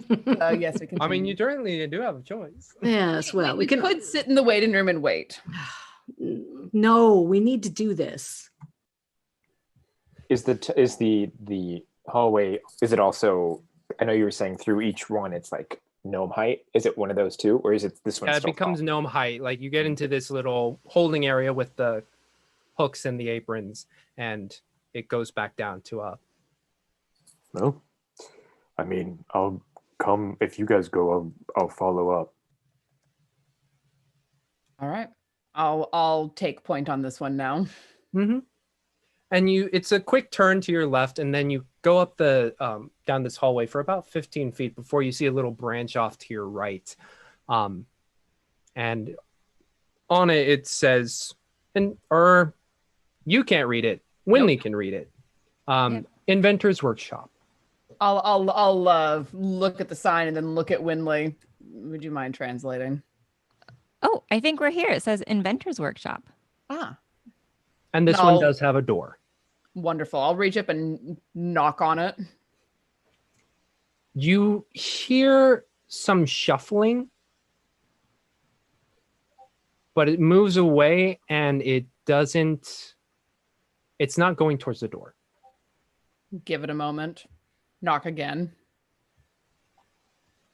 No one I want to answers. call their names. Okay. All right. I'm going to try the doorknob. It opens. It opens. Sorry, Winley looked like she was trying to say something. Yeah, Winley kind of says, "Hello, it's Winley from Unicorn Beauty. You might know my channel." You don't hear anything. Okay. Guess they're not followers. Well, not everyone can be, I suppose. And I'll go ahead and push the door open, stepping back a little bit just in case something comes flying out, because I've learned some caution at this place. So you open the door and you peer in? Or you peer in, and for Inventors Workshop, this one seems a bit small. But you just see a small gnome, and compared to the almost artificial red hair of Nyx that she gained, this one's more natural, but still a very vibrant red. And you see a strap along the back, and the person turns and their eyes are humongous because within them or covering them are giant glasses. And it's this little gnome woman. She looks at you, looks to her right, and then she starts walking off to her right. Hello? You see her climb this little 4-foot tall contraption, and she takes a seat. Winley, talk to her. And as you look at this contraption, you notice that on 4 sides in the cardinal directions are crossbows. Yes. They cover towards the door, but yes. And Winley, then she just like starts fiddling with some things, and it turns towards you, Isolt, and you see a thumb go up and down. and Winley sees this, and Gnomish like, wait, Nyx sent us. The bolt goes off. This is gonna hurt. Well, if it actually hit. Let's see, where is the Oh, +5. Does a 9 hit? Oh no. Okay. So I'm wearing chainmail. This one does, like, she just saw you and just tried to, like, not hurriedly, but just like aim it, and it just shoots off in a direction. She grimaces, fiddles something on the other side, and you see the things rotate until another crossbow bolt or crossbow turns around, and she fires one more time. Whitley, what did you say to her? If it's taking that long, can I reach out and pull Isolt? This one just happened, like, almost like in a combat scenario where it's just like, turns, poof, turns, poof. That's a natural 1 on my part. Oh, good. You see, and these are, as you're able to see for a brief second, they're not like standard issue crossbows. They seem to be handmade, and you see this one just go, ping, wing, wing, wing, wing, and you see the string snap and the bolt go flying. She grimaces more, but then her face goes like flat again, and then she starts fiddling with stuff inside. I don't. Winley, talk to her. What did she say? What did she... Fibble stip, dabble dob. You hear in a response as the tinkering is happening. It's like, that's not me. Continues to fiddle. Nyx sent us. Nyx sent us. I'm gonna just walk up and pull her out. You pull Winley out? No. Tim, go Tim. The gnome out. You walk over and she starts seeing you, and she hits the thing. The thing starts to rotate. Make me a quick dex check just to see if you can avoid the coming crossbow itself. That's like.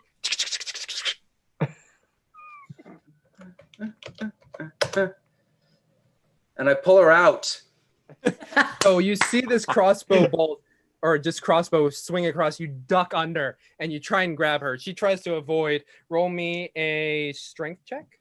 I think it's athletics for grappling. Yes, athletics, please. Nah. Do we want to inspire? Out of D6? Sure. Yes. Yeah. Why not?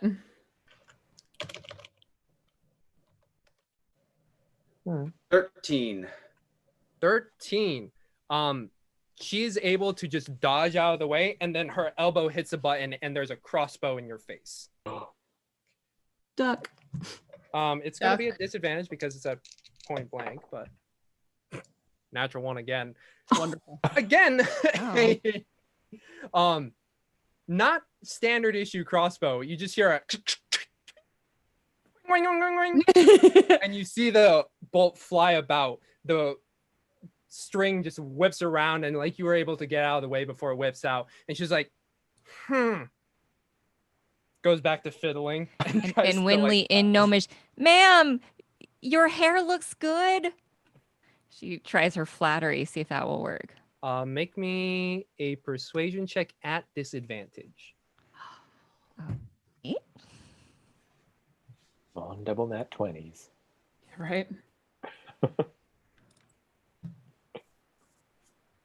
Gonna roll it twice. Okay.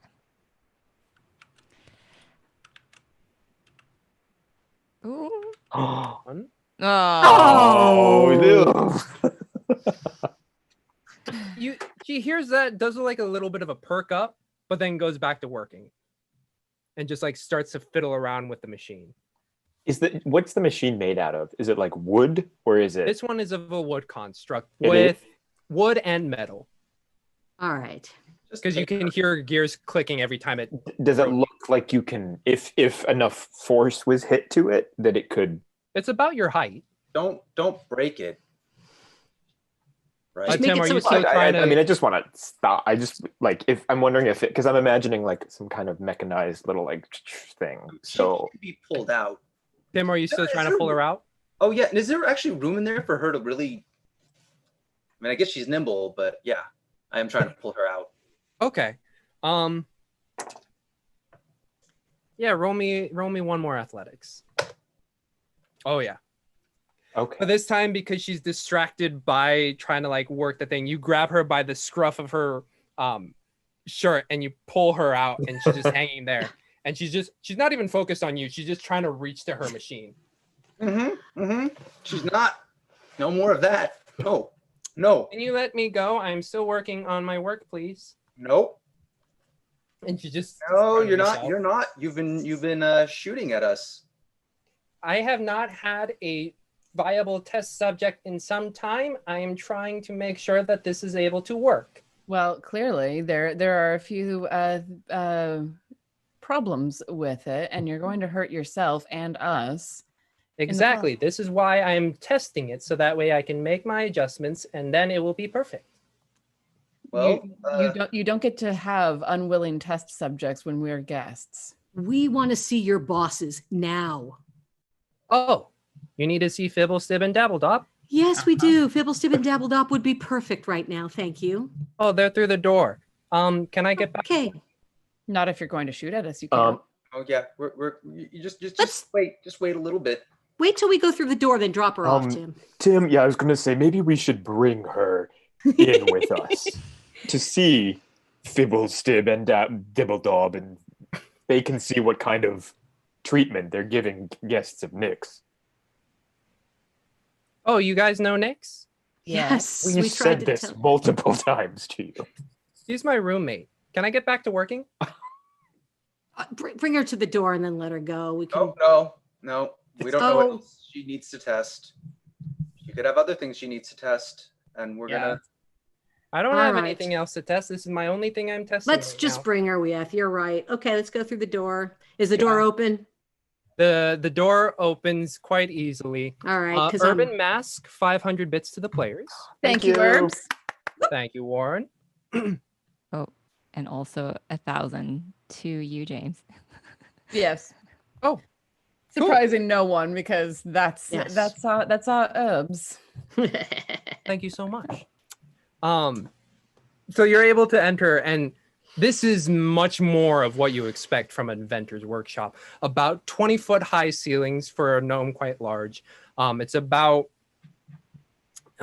maybe about 40 feet down and then 30 feet wide. You see at the top just like black scorch marks and scuffings all across the walls. You see tables lined with just half-finished inventions.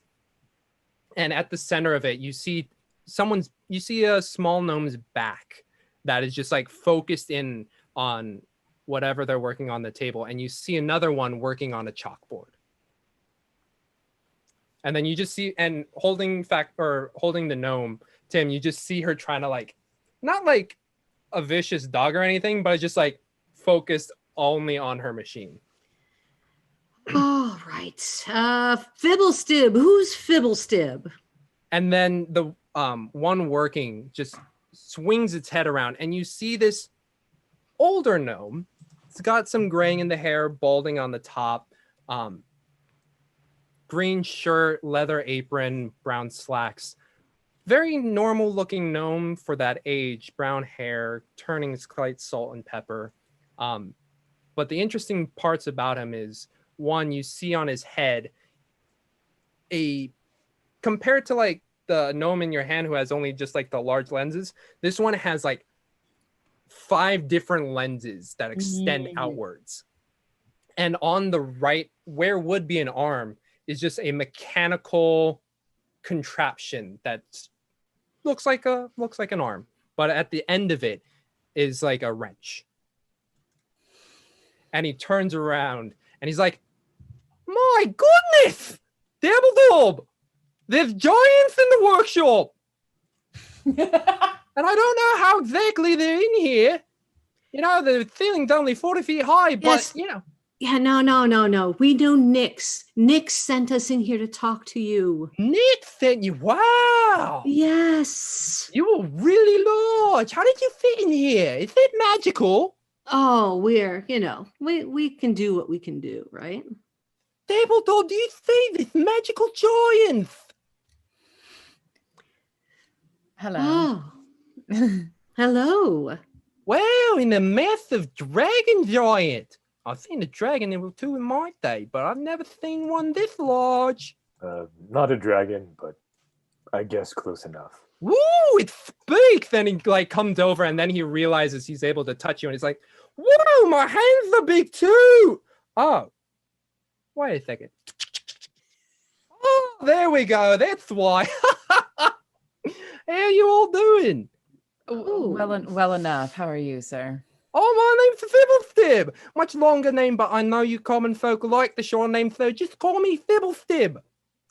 Fibblestib, pleasure to meet you. Pleasure. This is my wife, Dabbledob. Say hi, Dabbledob. And she like peels herself away from the chalkboard, and you see behind her like a lot of equations happening, and she's just like, "Nice to meet you." Then turns back and starts to. Can someone call this one off? Oh, Factory, such a teeth. Is it What? safe to let her go? Is it safe? Are you telling me? Yeah. They just close the door. She doesn't shoot in this way, but whenever someone shows up, she just likes to practice, you know. She's the one who made the girl, by the way. Tricksy little girl, very smart girl. Yeah, she needs to work on that a little more, I think. You know, sometimes genius just needs room to grow. Understand. And speaking of geniuses, I'll go put ahead. her down. Yeah, go ahead, Tim. Yeah, you set her down? Yeah. And very calmly, she just walks by and she like turns to you and it's like, "Thank you." Turns back, closes the door, and then oh, and he turns back and starts to head to his desk. "How can I help you all?" Starts to work again. Well, we have been sent from Phandalin. Oh, I know Phandalin. What's her name? Nyx just went there for the High Harvest Tide Festival. She did, and she was fortunate enough to leave before everything sort of blew up. Things blew up. Oh, is Phandalin trying to compete with Nomengard now? No, not at all. They are much more agricultural. They'll never come near your technology. I see.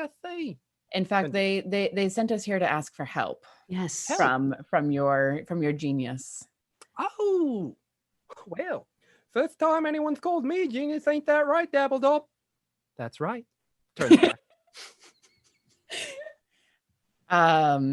Phandalin was attacked by a dragon. A dragon? Did I say something? Yes, I've met a dragon before. Not quite like you.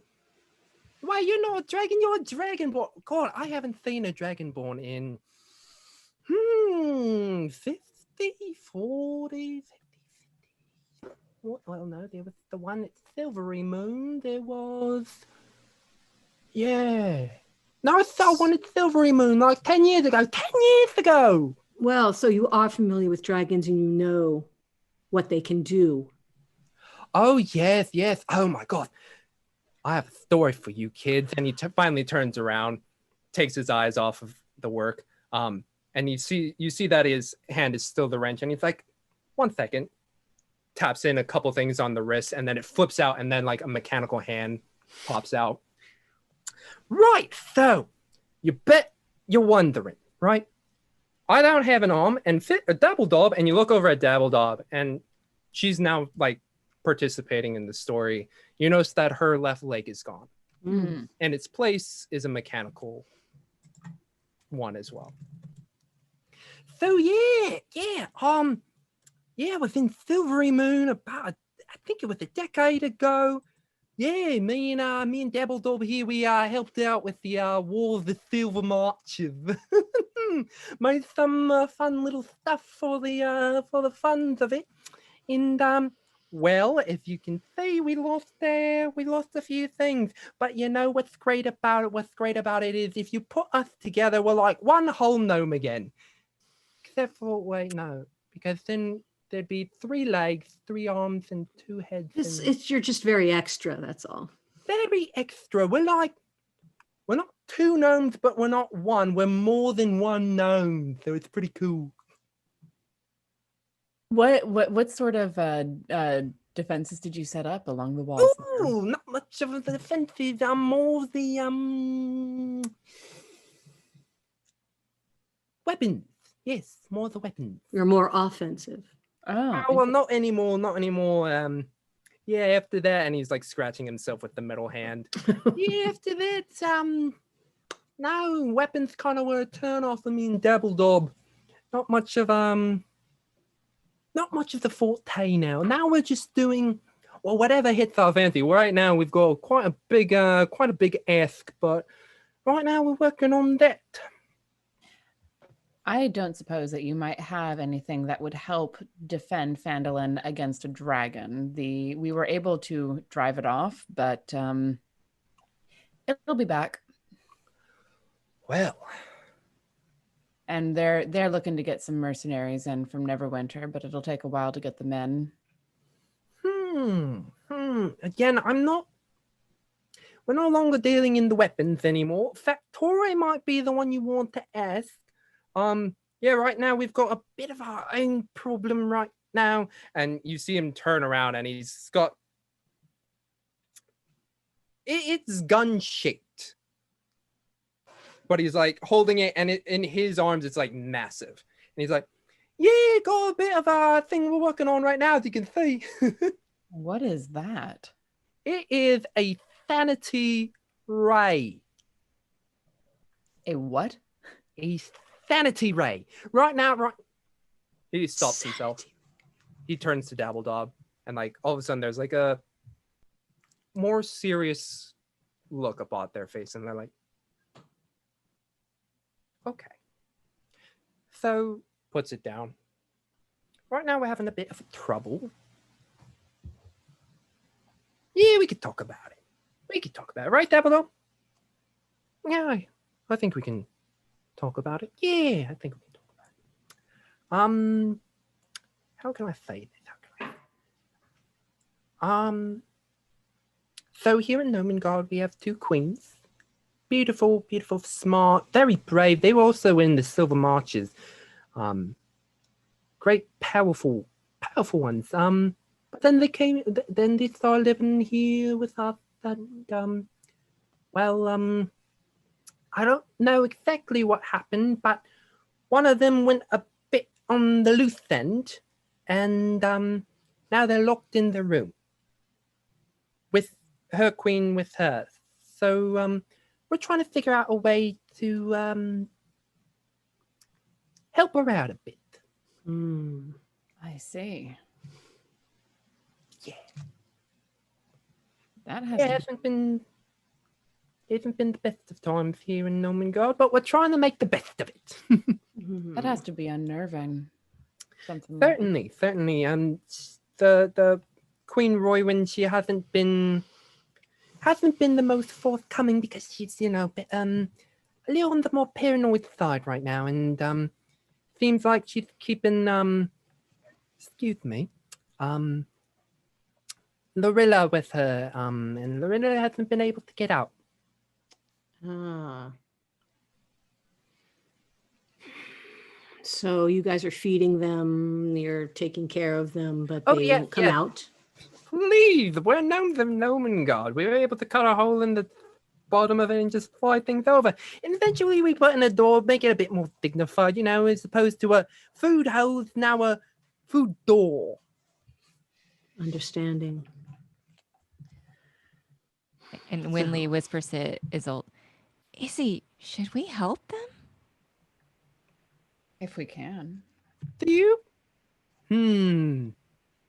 He looks very deeply at Winley. It's like, you've got some ideas in there, girl, and I know it because you're wearing some weird clothing. And he walks over, and then he like does not all 5 of the lenses, but about 3 of them. And he's like looking at the fabric, and he's like, "Well, this is very warm but very soft." And though she's doubtful, she says, I wouldn't suppose you recognized me from Faerun. Faerun. No, not necessarily. Where's that? Oh, never mind. And once again, she's disappointed that like yet another gnome is not one of her followers. Is it like an Eastern thing? Well, I am from the East, but Oh, I got a couple cousins over there. What is this Faerun? Well, it's a network where people can socially connect to people. And I have a lot of gnome followers following my account, Unicorn Beauty, but I don't quite know if you would be following that. And she kind of looks up and down at him. No, really no, doubtful not following that, but I'm following the train. Dabbledog, write this down in the idea box. Societal meeting invention. Something that gets people talking with one another. And he starts to pontificate and start going around, and like the ideas swarming in his head, and he's like, yes. Oh, that would be good. That's good. Keep writing it down, Dabbledog. And then she makes a suggestion over there, and he's like, yes. Oh my God, that's perfect. And you just see him going along this train of thought. It's funny because I'm like going, what would you call something like that? And would you have to attach it to people's heads, or would they just do it voluntarily? If we attached it to people's head, would it be an invasion of their privacy? I don't know, but they want to be social. So maybe if we just attach it to their head, then they'll be able to talk socially with people from different parts of the continent. We're onto something here, Dabbledop. Thank you for the idea. I knew you were one with an idea. Oh, sure. But it doesn't help us with my queen problem. Winley turns to Isolde and again whispers, are you sure these are the people who are supposed to help us? Pretty sure. And I'm going to look at him and say, is there anything that we can do to help with the queen problem? We're rather First of all, maybe you could try talking to her. Yeah, she hasn't really been talking to anyone, or if you can find a way into her room, I guess. I mean, there's only the door, but then there's the no, there's no other way, yeah. Try talking to her. Maybe that will maybe not hearing a gnome will be like, oh, maybe we've got invaders in here and we have to step out and save the day or something, or maybe it'll scare him more. I don't know. Try the idea out. We can go as, people who admire them and want to meet them. Oh, well, that might have worked on Roy when Roy was, a bit more together, but Lorella's more the, she's very more the perceptive type, but I haven't heard from her so it's been about a 10-day, hasn't it? Oh, gosh. Well, you can find a way over there. I mean, I can show you. Do you guys want to go through the front? No, you don't. Factorio would shoot you. It would be preferable to not get shot at by. Yes. You know, the way that girl works, she's already gotten it fixed and probably made it better. So, we will certainly want to talk to her about figuring out weapons of that variety, I think. But let's see if we can't help you out. Certainly. Let's see. What would be? Well, you would go through that room, or you can go just up that way, and you see in the corner. Usually, what was the walls of Nomengard were pretty smooth and just like hewn well. This one they kept one of the outcropping, I guess. That's about 10 feet high, and then there's a door above, and you see on it just a small little ladder. If you go up there and then follow the whole way down and then make a right, you'll get into their bedroom door. Does the hole look large enough for a 230-pound dragonborn to goes get up onto the outcropping. How big dragonborn get? Yeah. He goes up onto the outcropping, and you see a similar sized hole that would be about the 5 foot or so hallway. Yep. Yeah, I was going to say he shares a look with Tim. Like, I'm looking at because it was described as small ladder, so I'm just like, how am I gonna? Should we hoist? I just don't trust it. I get like the gnomes are like, oh, I'm just like, no, I don't trust that. Yeah, there's a lot of information coming really fast, buddy. Talking to Fibblestep. Really? That's interesting. Usually when I talk at this pace, people just kind of get it. Or maybe they don't get it. And then they just smile and nod.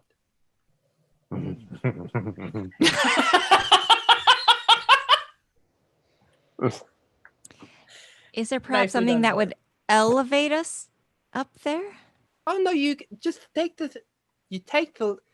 Now, I don't know if you have ladders the way you all are. You take the ladder up, and then there's a little platform there, and then you walk through the hole. You'll have to scooch down a bit because you're all much taller than the rest of us. And you've noticed, like, with the gnomes, they're ranging about 2.5 to 3.5 feet tall. Yeah. How sturdy is the ladder, I think, is my friend's concern. It's made of metal. How large are you? Are you like 500 pounds? You made a ladder out of metal. Interesting. I only ever see the wooden ones. Welcome to Nomengard. Goodness gracious, what do you think we are, barbarians here, eating our own mushrooms in the dark? No, of course not. No. All right. Let's see if we can't help out a little bit. And I'll look around at the others, realizing that I haven't checked in with anyone and kind of like volunteered us. Like, sorry about that. It's okay. Yeah, we need to get what we need to get. And you guys said you wanted stuff. Yes. Weapons or defenses against a frost dragon? A white dragon, anyway. Yes. White dragon. Okay. I see an exchange happening here, and I'm seeing it in my mind. Okay, you can help us with our queen problem, and we'll give you some stuff. Probably not this stuff, unless you want useless stuff. And then he grabs like a pipe that has a ball attached with spikes on the end, and he just like wiggles that around. It's like a slinky with a mace attached. Wow. I love it. It's a horrible weapon, but I love it. Well, I was thinking, I mean, again, weapon days are far from done, but like, what if I attached something to my arm and it just shot out but came back to me? That would be so cool. But then I was like, oh wait, that's a weapon. And sometimes the ideas, they just flow. It's like, shit, you just need to let it go. A grappling hook. Yes, that would be awesome. As a grappling hook on the end of it would be really interesting. Grappling hook on my arm. Yeah, Tim thought of that one. Yeah, write that down, Dabbledob. Across the room, nothing could go wrong with it. And as you say that, I'm having flashes of a water temple all of a sudden. You see him with that hook shot kind of deal. The gears turning, and he's back to going around, and he's back into his own brain with Dabbledob, like doing him being the idea guy, and then Dabbledob doing the math. Yeah. And he gets the idea, and it goes da da da da.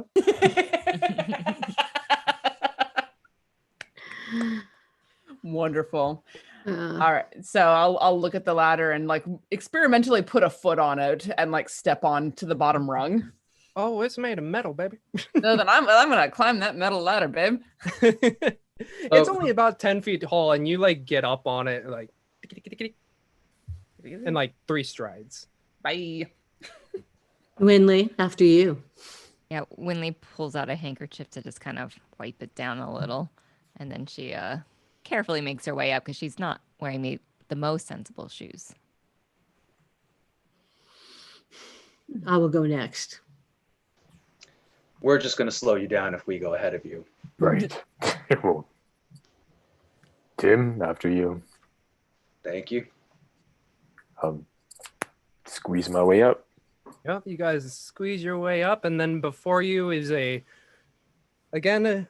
shorter hallway that everybody but Winley has to scooch under. Yeah, I'm gonna have back problems by the end of this. And owe us a massage. You follow Fibblestib's directions, and you're immediately met with a wall, but you go down to your left. And as you start to walk your way down, you notice that the greens and blues of the original fungi and crystals start to transition as you get closer and closer. You hit that right area that he said to turn right on, and it transitions from green into purple into red, and then it becomes more like what you're used to, more orange light, but it's not emanating from any flame. It's from the fungi itself, as well as the crystals in the walls. Does the tingling get worse? You guys have been in here for a while, and the tingling, while initially was a little off-putting at first, has kind of settled within everybody. Like, you've been in here long enough where you're like, you forgot about it. When you do think about it, though, it's still there. We never forgot about it. We're just trying not to think about it. Oh, yeah. No, I'm like, bring it to me. Yeah, I don't like this. Feels funny. Well, and I don't know what it is, and it doesn't necessarily feel like LaRue's power. So it's like, what is this? Yeah. If anyone is proficient in Arcana, you may make a check now. Niet. No one. Yeah, yeah, I've got the half thing going on. So I mean, you may because of your bardic skills, you may have heard something. yeah, So I'm go gonna ahead. go try it out.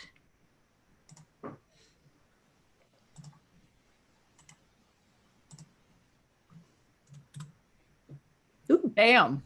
Nice, flat 20. As in your times of studying, Darjan, Yes.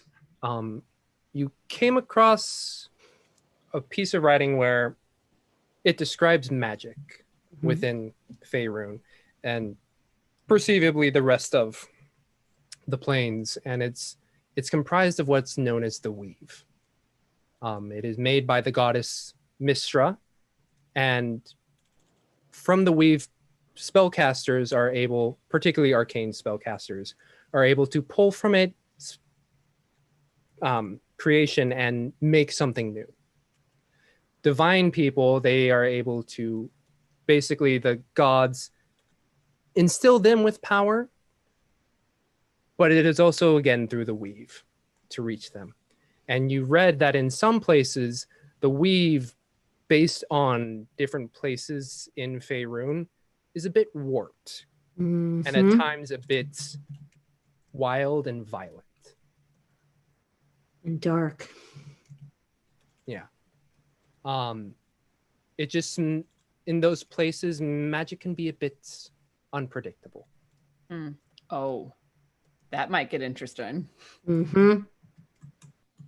I understand. So I will relate back to the crew that, the different, because we see the different colors, it's changing about the magic and how it works, and how it might become a little darker and more unpredictable in the places where you see this manifestation. I wonder if. Oh, I don't. I wonder We're thinking the exact same thing, right? Possibly. Be careful. Well, that, but also that the corrupted weave might have influenced the queen. Yes, that's what I'm thinking. It could be a bi-directional, some of each. It could be here and corrupting her, and then when she gets more corrupt, it gets more powerful. Entirely possible. I suppose it depends on whether or not she's a caster and can access the weave. I would imagine the queens. We didn't get a full background, but I would imagine. Interesting. What are we going to try to do, guys? I mean, try to heal? Should we? Maybe. Well, the healing abilities that I have and Winley has at least are more physical. What it sounds like is a brain malady. It's like some mental disposition. Do you think, again, I don't know anything about this, but if we were to take her from this space somewhere perhaps less involved in what's happening here, because it seems the flora and fauna seem to change, but maybe take her back to the waterfall or take her out of this area, she might start to slowly regain. I'd be afraid of spreading it. I'd be afraid of spreading it if we took her and moved her. No. Oh. How about that? No, get her away from here. I also have noticed in the past that sometimes when people are trapped or of their own volition or not in small areas, their minds swirl in on each other, on themselves, and it's hard to break out of that sometimes. Maybe getting her out in proper sunlight, proper fresh air, that might help. Yeah, it is rough to quarantine. Meta. An uplifting performance, perhaps. A couple songs. Inspiration. And some gentle persuasion to try and get her to listen to us. This is something to be handled more delicately, I think. Yes. And if anyone follows Unicorn Beauty, it would be a queen. Ooh, that's an interesting. Yes. So you reach the end of this hallway, and it is only about 50 feet long, but you guys were discussing around the middle, and you meet stone doors that are, I wouldn't say sculpted in the way that Elvish is, where it flows organically from one place to another, or Dwarven that is rustic but angles and geometric shapes that are very recognizable. This one's a bit more strange in the sense that, as you have seen with the people around this area, the sculpting is pretty, but it's sporadic. It flows with one another, but it's very, you see like different shapes, and you see like a,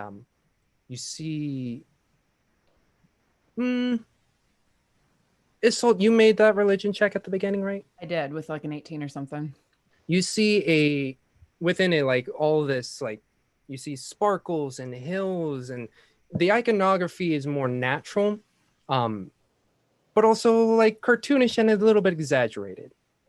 And you see in the center what appears to be a gnome, whether it's male or female or in between, you cannot determine, but it's kind of got a glint about him. And you know that is Garl Glittergold, the patron gnome of most gnomish people, where it's just like he's the great guy. And you see at the bottom, carved in and also made to work within the sculpture on the door, a little door. When I am looking around at the crystals and the designs, do I see anything that is off? Make me Like- a perception check. Okay. Or if you're trying to do it based on magic arcana. No, this would be more like looking for something that's wrong in the pattern that might be helping to influence someone's mind. Okay. Perception. 22? 22? Yes, sir. Nothing that would really call out to you. Okay. It seems like everything is sculpted in the way you would have expected, despite its cartoony, sporadic nature. Okay. I do want to try one more thing. Mhm.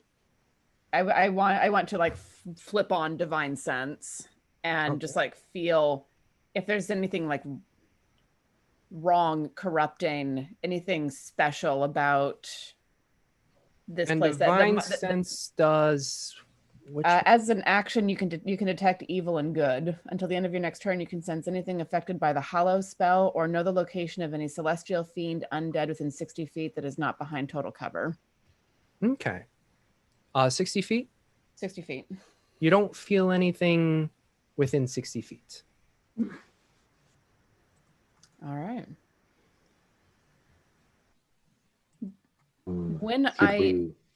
Go ahead. I'm sorry. When I activate the divine sense, do I feel anything weird about the weave?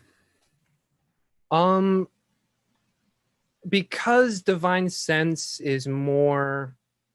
If this was a detect magic, it would be a different thing. But with your divine sense, it seems pretty even keel. Okay.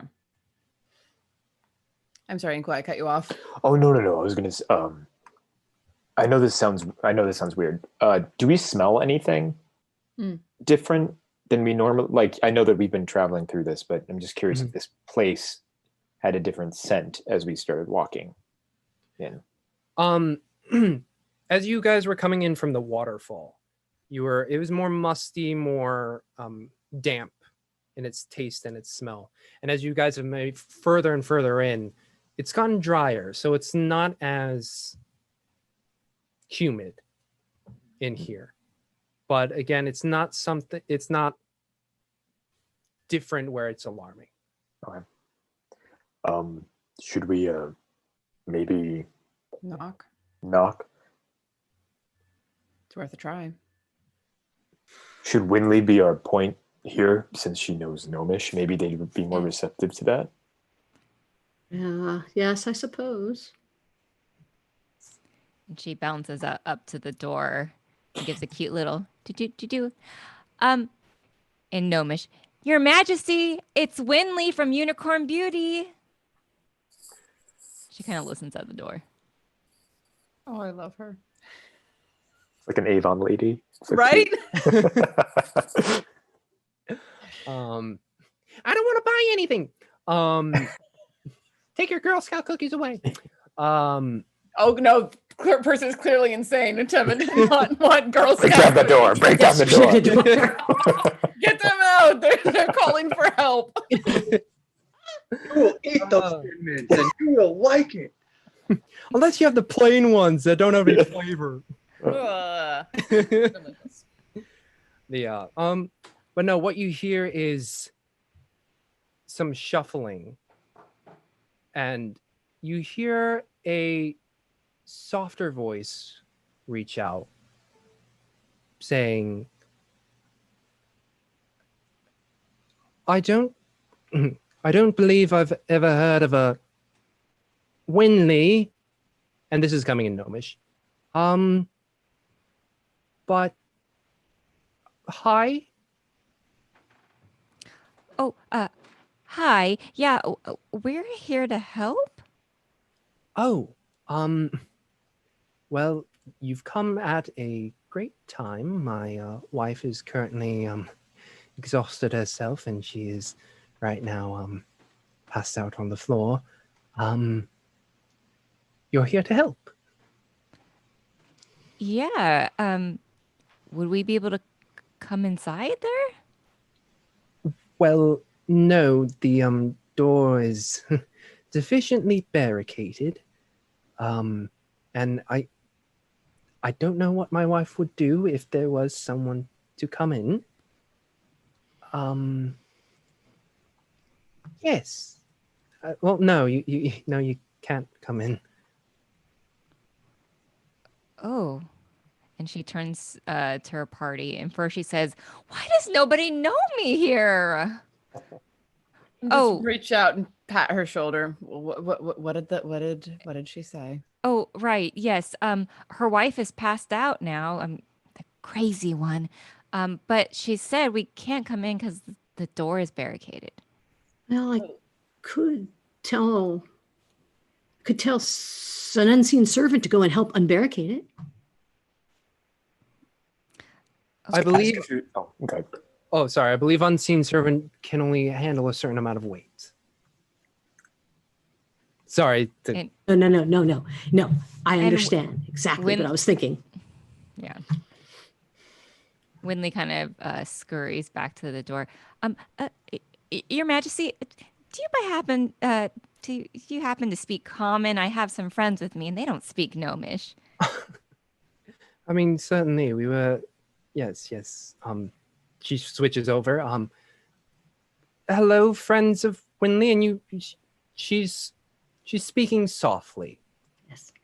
To the point of like you have to be close to the door to hear. Yeah, I'll like scoot up next to the door to listen. Sorry, I missed something. Are we speaking with Roywin or are we speaking with Roywin or Lorilla?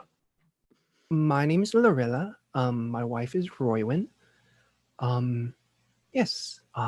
Just speak softly. She hasn't had much time to sleep recently. Lorilla, did Roywin create the barricade? Yes. Are you not able to clear it? No, she quite the crafty one. She's glued me to a chair. Oh, that sounds uncomfortable. Well, when the food comes, she does feed me. She's right of mind in a sense. She is protecting me. Is there another way into the room where you are? Does the food come through this door? I like point at the food door that we were told about. Yes, it comes through that door. Thankfully, I believe it was Fibblestib who made it. Yeah, Roywin, again, she is right of mind. She was able to shift the barricade around so that the food would come in. She sufficiently stabs it, of course, every time, but... What is she protecting you from? Well, it was a day like any other, and then went to bed. And then out of nowhere, Roywin is waking me up, and at that time she's slamming the door and closing everything on top of it, and told me that she was attacked. And as soon as I was like, we can handle it, dear. She's not looked at me in those eyes before, and with some protests of mine to actually go, she glued me to this chair to ensure my safety. Did she tell you who attacked her? Did an attack happen? I am unsure, for I was asleep at the time, but she said the carpet tried to eat her. Which carpet where?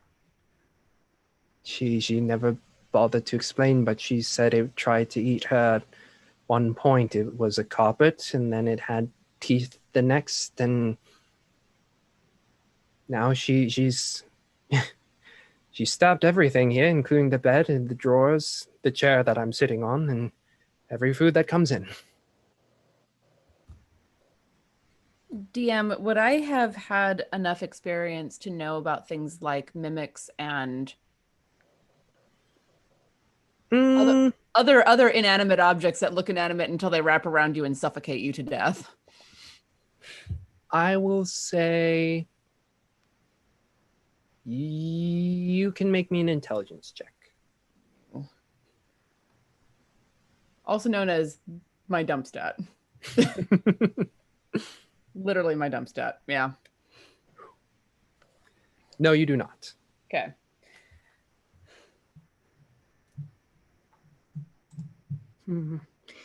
Let's see, what else can we do if we could get her out of the chair? I heard that we've made some very strong glue here, and Roywin has hoarded the solvent. The only way I'm getting out is if she pours it on the substances. If you could find this thing and kill it, get it out. Stab it full of enough holes to show her that it's of no threat anymore. Yes. Hopefully that will be enough to soothe her mind. Let's go find a carpet. I think we need to find Nyx. Yes. Yes. We're starting to come too deep into this. We need some help. Okay. She hears that. It's like, oh, yes, Nyx. She's one of the inventor girls. Yes. You know her? Yes, we met her in Phandalin. Oh, excellent. She was in Phandalin. Has High Harvest Tide passed? It has. Yes. Ah, shucks. Wow, that is a shame. Yes. I'm certain Nyx and the others of Nomengard will be able to assist you. Keep the fact that a carpet was attacking my wife on the even keel. We don't want all the gnomes panicking, especially with all of the stuff we have around. It would make everything untrustworthy. Too scary. Yes. Just for clarification, it was likely a rug, correct? It was a rug or full-on carpet that we're talking here? A rug, yes, thank you. Okay. Wouldn't want to show up with a whole carpet and she's like, it was a rug, you fool. Peel away from corner to corner.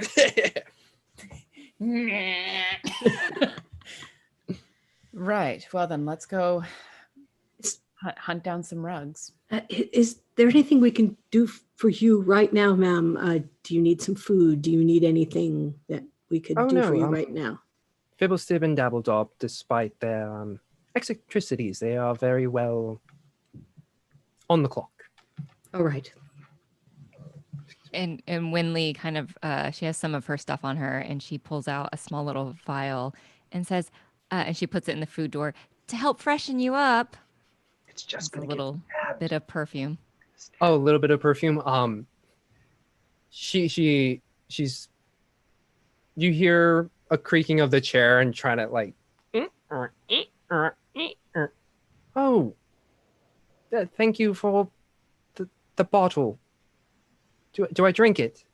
Oh no, just dab it. You know, for the odors. Oh, thank you. Fingers crossed my wife doesn't stab it. And I will gladly take this gift. Thank you. All right. And Winley turns and whispers to her party, I don't know how she goes to the bathroom. You know, those are things that module writers just don't think about. No, there's a bucket. This is chair. She is glued physically to the chair. There's a hole and a bucket. Oh. They're a town of inventors. Why not? Yeah. Have you ever glued someone to a chair? Clearly not. No, I have never hated someone that much. Tried to keep them safe that much. She loved her that much.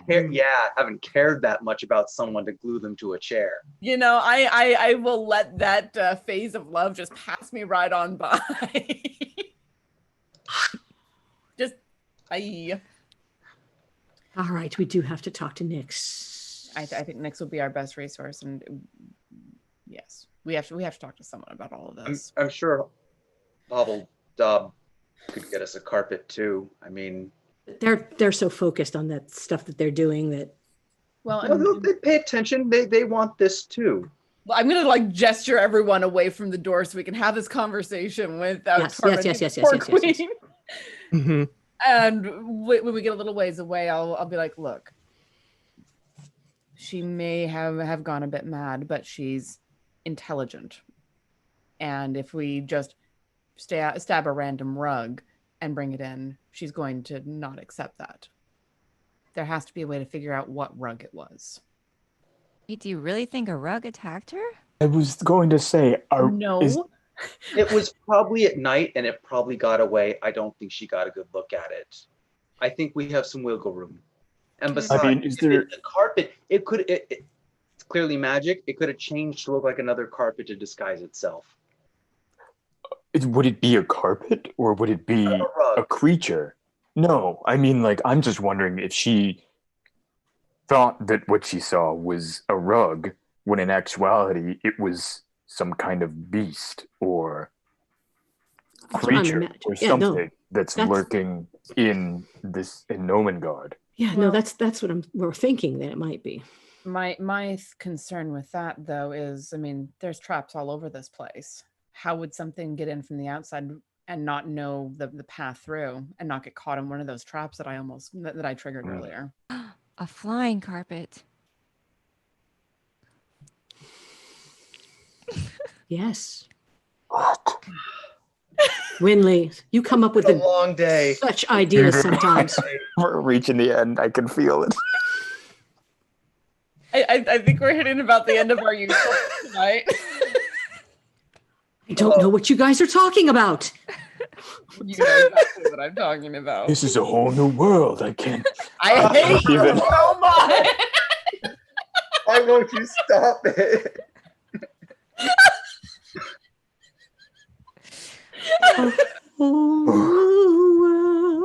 No. And that's they as much as mentioned you that can do without Disney us being acquired claimed. Quest and Chaos as well. I'm sorry, guys. That was. No, that was beautiful. Both of you. It was perfect. Beautiful. It's perfect. So, Nyx. Mm-hmm. Let's go find Nyx.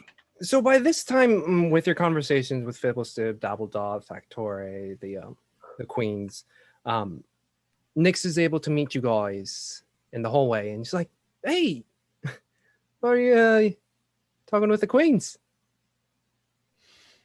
Yes. Yes. Well, we didn't get too far with Fibblestib and Dabbledob. They don't want to make any weapons anymore. And then they told us what was happening here with the queens.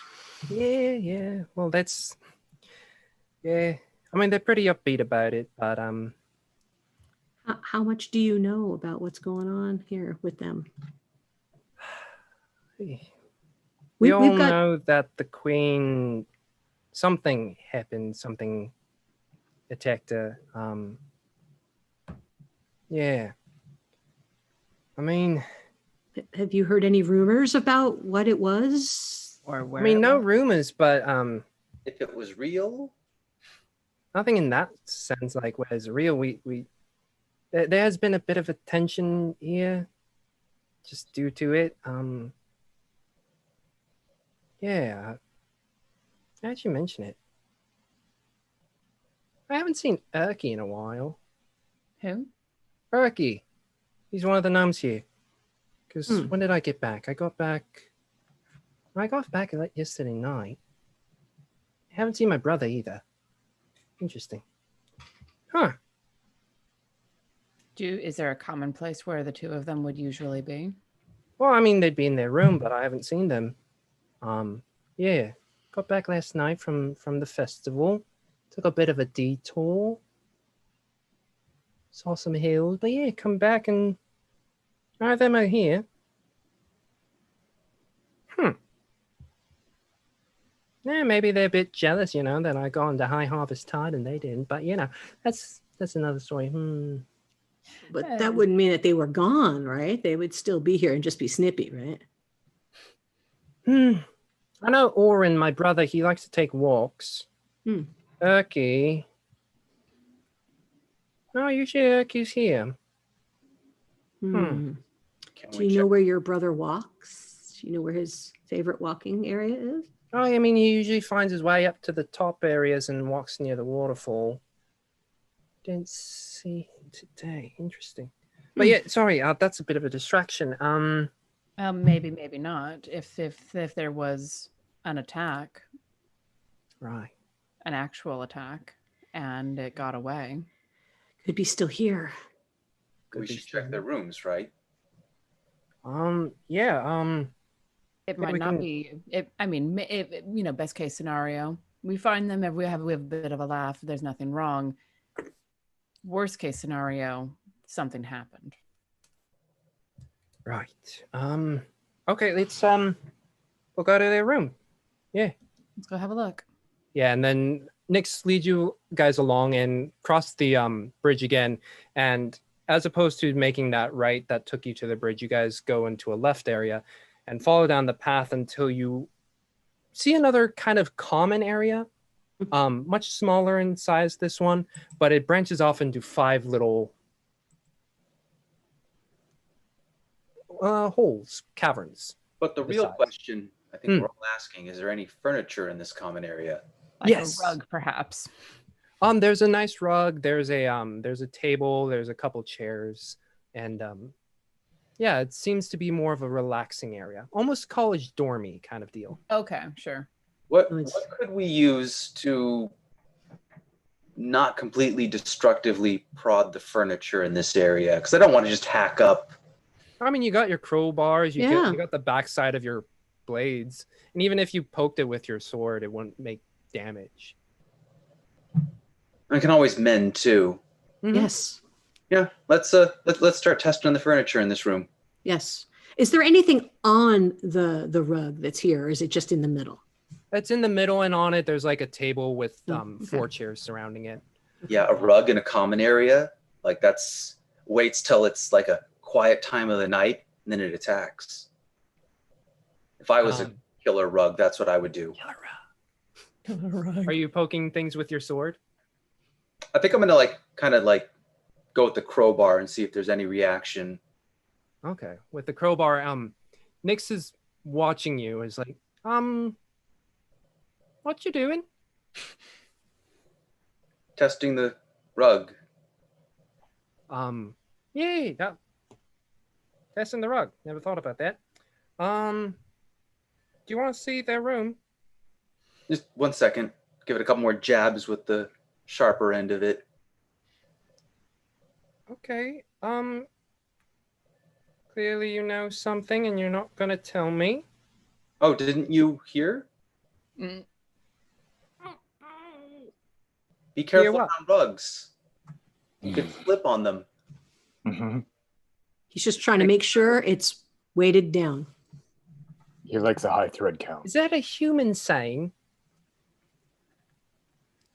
No, I wouldn't know. I mean, personal experience. Oh, okay. Huh. Strange. Do you want to see the room? Yes, please. Okay. And you guys go into their room, and for a gnome, it's pretty sizable. For this one, everyone has to kind of get low. It's about 4 feet tall, and then it opens out into about maybe 8 feet at the apex. Oh, good. But it curves down. Sure. And you see 2 beds on opposite sides, and you see 2 desks. It's a very college dorm kind of situation. A couple of drawers for clothes and stuff. Knickknacks on the couple drawers. And you do see, interestingly enough, Winley, it piques your interest a bit. There's a picture on one of them, and it's very comparable to a camera of our time. A picture of Nyx and what you would assume would be her brother, Orin. Oh. And she kind of goes over. Oh, look it! A picture. Oh yeah. No, not me. Sorry, excuse me. Oren made a device that can take pictures, and it's pretty cool. We took that one at the top of the waterfall. Wow. Do you think we could get one of our horse before we leave? Or right, the horse, cow, horse. It's a horse, and she's looking at Inkwell. It's like it's a horse. You got it. It's a horse. Okay, it's a horse. Of course. I fought it, but you all just gave right in. I have no self-control with these things, my friend. None. Yeah, free to take a look if you want. Are there any rugs or tapestries or other like? Oh, I don't trust blankets at this point. I mean, like they're furnished with blankets. Compared to the stone beds that you saw at the Dwarven settlement, these are actually of a decent make. Like they've got a mattress and pillows and stuff. Dang. Do they look like they've been slept in the last night or so? You would like to make an investigation check? No, I wouldn't. I will. My investigation is terrible. No, I will take a look because I'm used to looking for things. Okay. Since both, or is it just you looking? I don't know. I know I am. I have nothing in investigation, but I'm willing to assist her if that will help, like, give her advantage. I'll attack one of the comforters. So as Darjan is looking, Isolt is also looking. So Darjan, you may roll with advantage. All right. Thank goodness. 15. Okay, yeah, you're able to feel around on the bed and you look at it. They were made, like the sheets were tucked in, pillows set up pretty well. By your understanding, it doesn't feel like someone's been in it. It's cool, but it's very well made. It hasn't been disturbed. Do we see any backpacks or rolls or anything? You see a bag at the foot of one. All right. I'd like to take a look inside. I ask Nix if it's okay. Oh yeah, it's Erky's bag. Fuck him. Go ahead. Oh, okay. So I take a look, and does it look like things that people would leave behind if they left, or does it look like something that they would take with them? You see a couple tools that aren't there, or that are there. You see a couple tools in there. You see a little piece of that green bread that Nix was eating before, and you do see also bits of metal, some coinage. It's small enough that you would think it would be not like a backpack, but either like a slide sling or possibly on the waist for a gnome size. All right. Yeah. Don't see anything here that would suggest it here or not, but the bed doesn't feel like it's been slept in for a while. Yeah. I mean, Erky and Oren, they both make the beds. She starts to look around as well, looking through drawers on Oren's side.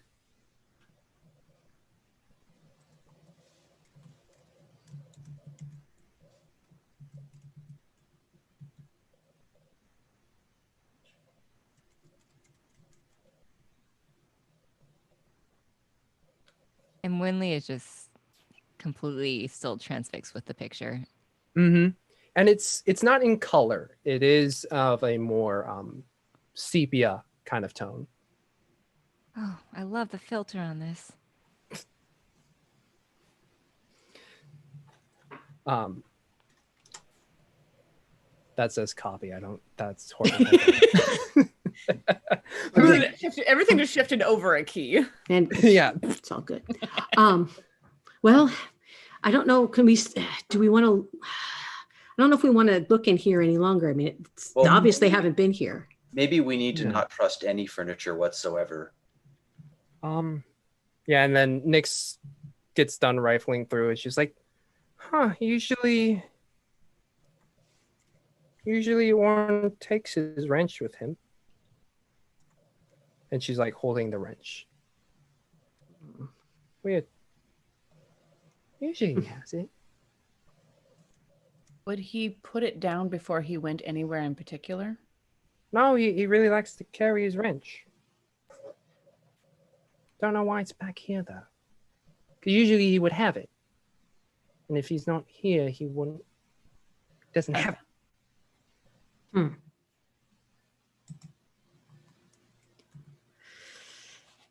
I mean, unless he put it down to go to bed and got up in a hurry for some reason.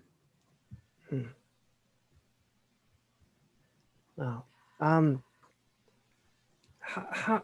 about this?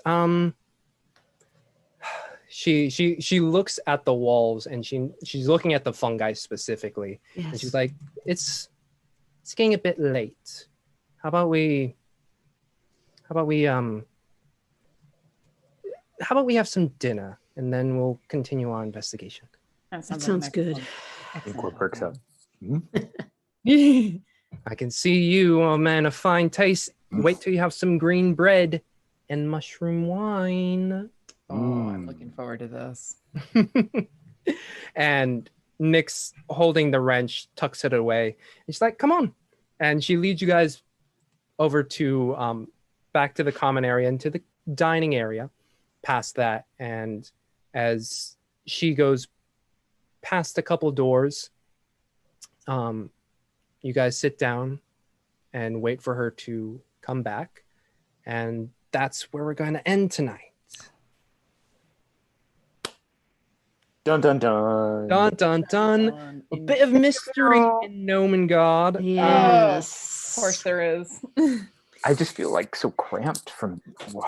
I know. Even like, and I am physically short enough to not have a problem with this, but I'm in Isolde's head and she's taller than I am by about 6 inches. Yes. Keep doing this. I know. Yeah, hopefully y'all will figure out the mysteries of Nomengard next time. Not with my intelligence the way that it is. Oh, don't worry about it. We're just going to start attacking furniture. Sounds great. That's Tim, the muscle man. I'm certainly not sleeping in this place. It's going to be a cold open. We're all sleeping and Tim's destroying all the furniture and everything. Or I should say Tim Tiller Cressword is destroying it in every single room. Thank you for joining us. Yes, I know that was a more even keel, pretty chill episode. Next one I expect will be much more interesting in terms of action and mystery and suspense. But every now and then you got to have those casual episodes, especially after a dragon and some jellies. Yeah, getting in the heads of other people too. Mm-hmm. Anyway, next time we'll be solving mysteries with this group of kids. I forgot the Scooby Gang. Scooby-Doo. Meddlesome, troublesome kids? And I would have gotten away with it too if it weren't for you meddling kids. Oh, that's how late it is for me, y'all. Yeah. I'm kidding. I am troubled, James. I didn't expect you to lose that reference. I know. Ruh-roh. Exactly. Ruh-roh. I can't do the voice. My voice doesn't go low enough. That delights me ever so. Anyway, thank you all for joining us tonight. It has been delightful. Literally, this is one of the few things that's keeping me sane right now. So thank you. Yes. Who won that? It was, oh wow. Rob Nixon? Rob Nixon. Nixon 51. Bob Nixon 51. Bob Nixon 51. Congratulations. Woo! Yay! Yay! And also remember, if you guys are wanting to subscribe to the channel, do it tomorrow for the beginning of September. September. Yes. You get discounts while we still get the same amount. So you save money, we still make the same amount. It's pretty great. Hashtag giveaway, exclamation point giveaway, real quick, if you want to get that link to see our $200 worth of stuff giveaway of different role-playing shenanigans. Fantastic. Again, thank you all so much for the bits, the watching, and for being with us till 10:40 p.m. Pacific Standard Time. We will be back next Monday, 7 p.m. Pacific Standard Time. Same group. We'll still be on during Labor Day. It's not like we're going anywhere. Tomorrow we have Chaos Agents, and Saturday we have Call of Cthulhu. Yes. Anyway, have a good night. Stay safe, and we will see you all Monday. Night. Good night. Good night.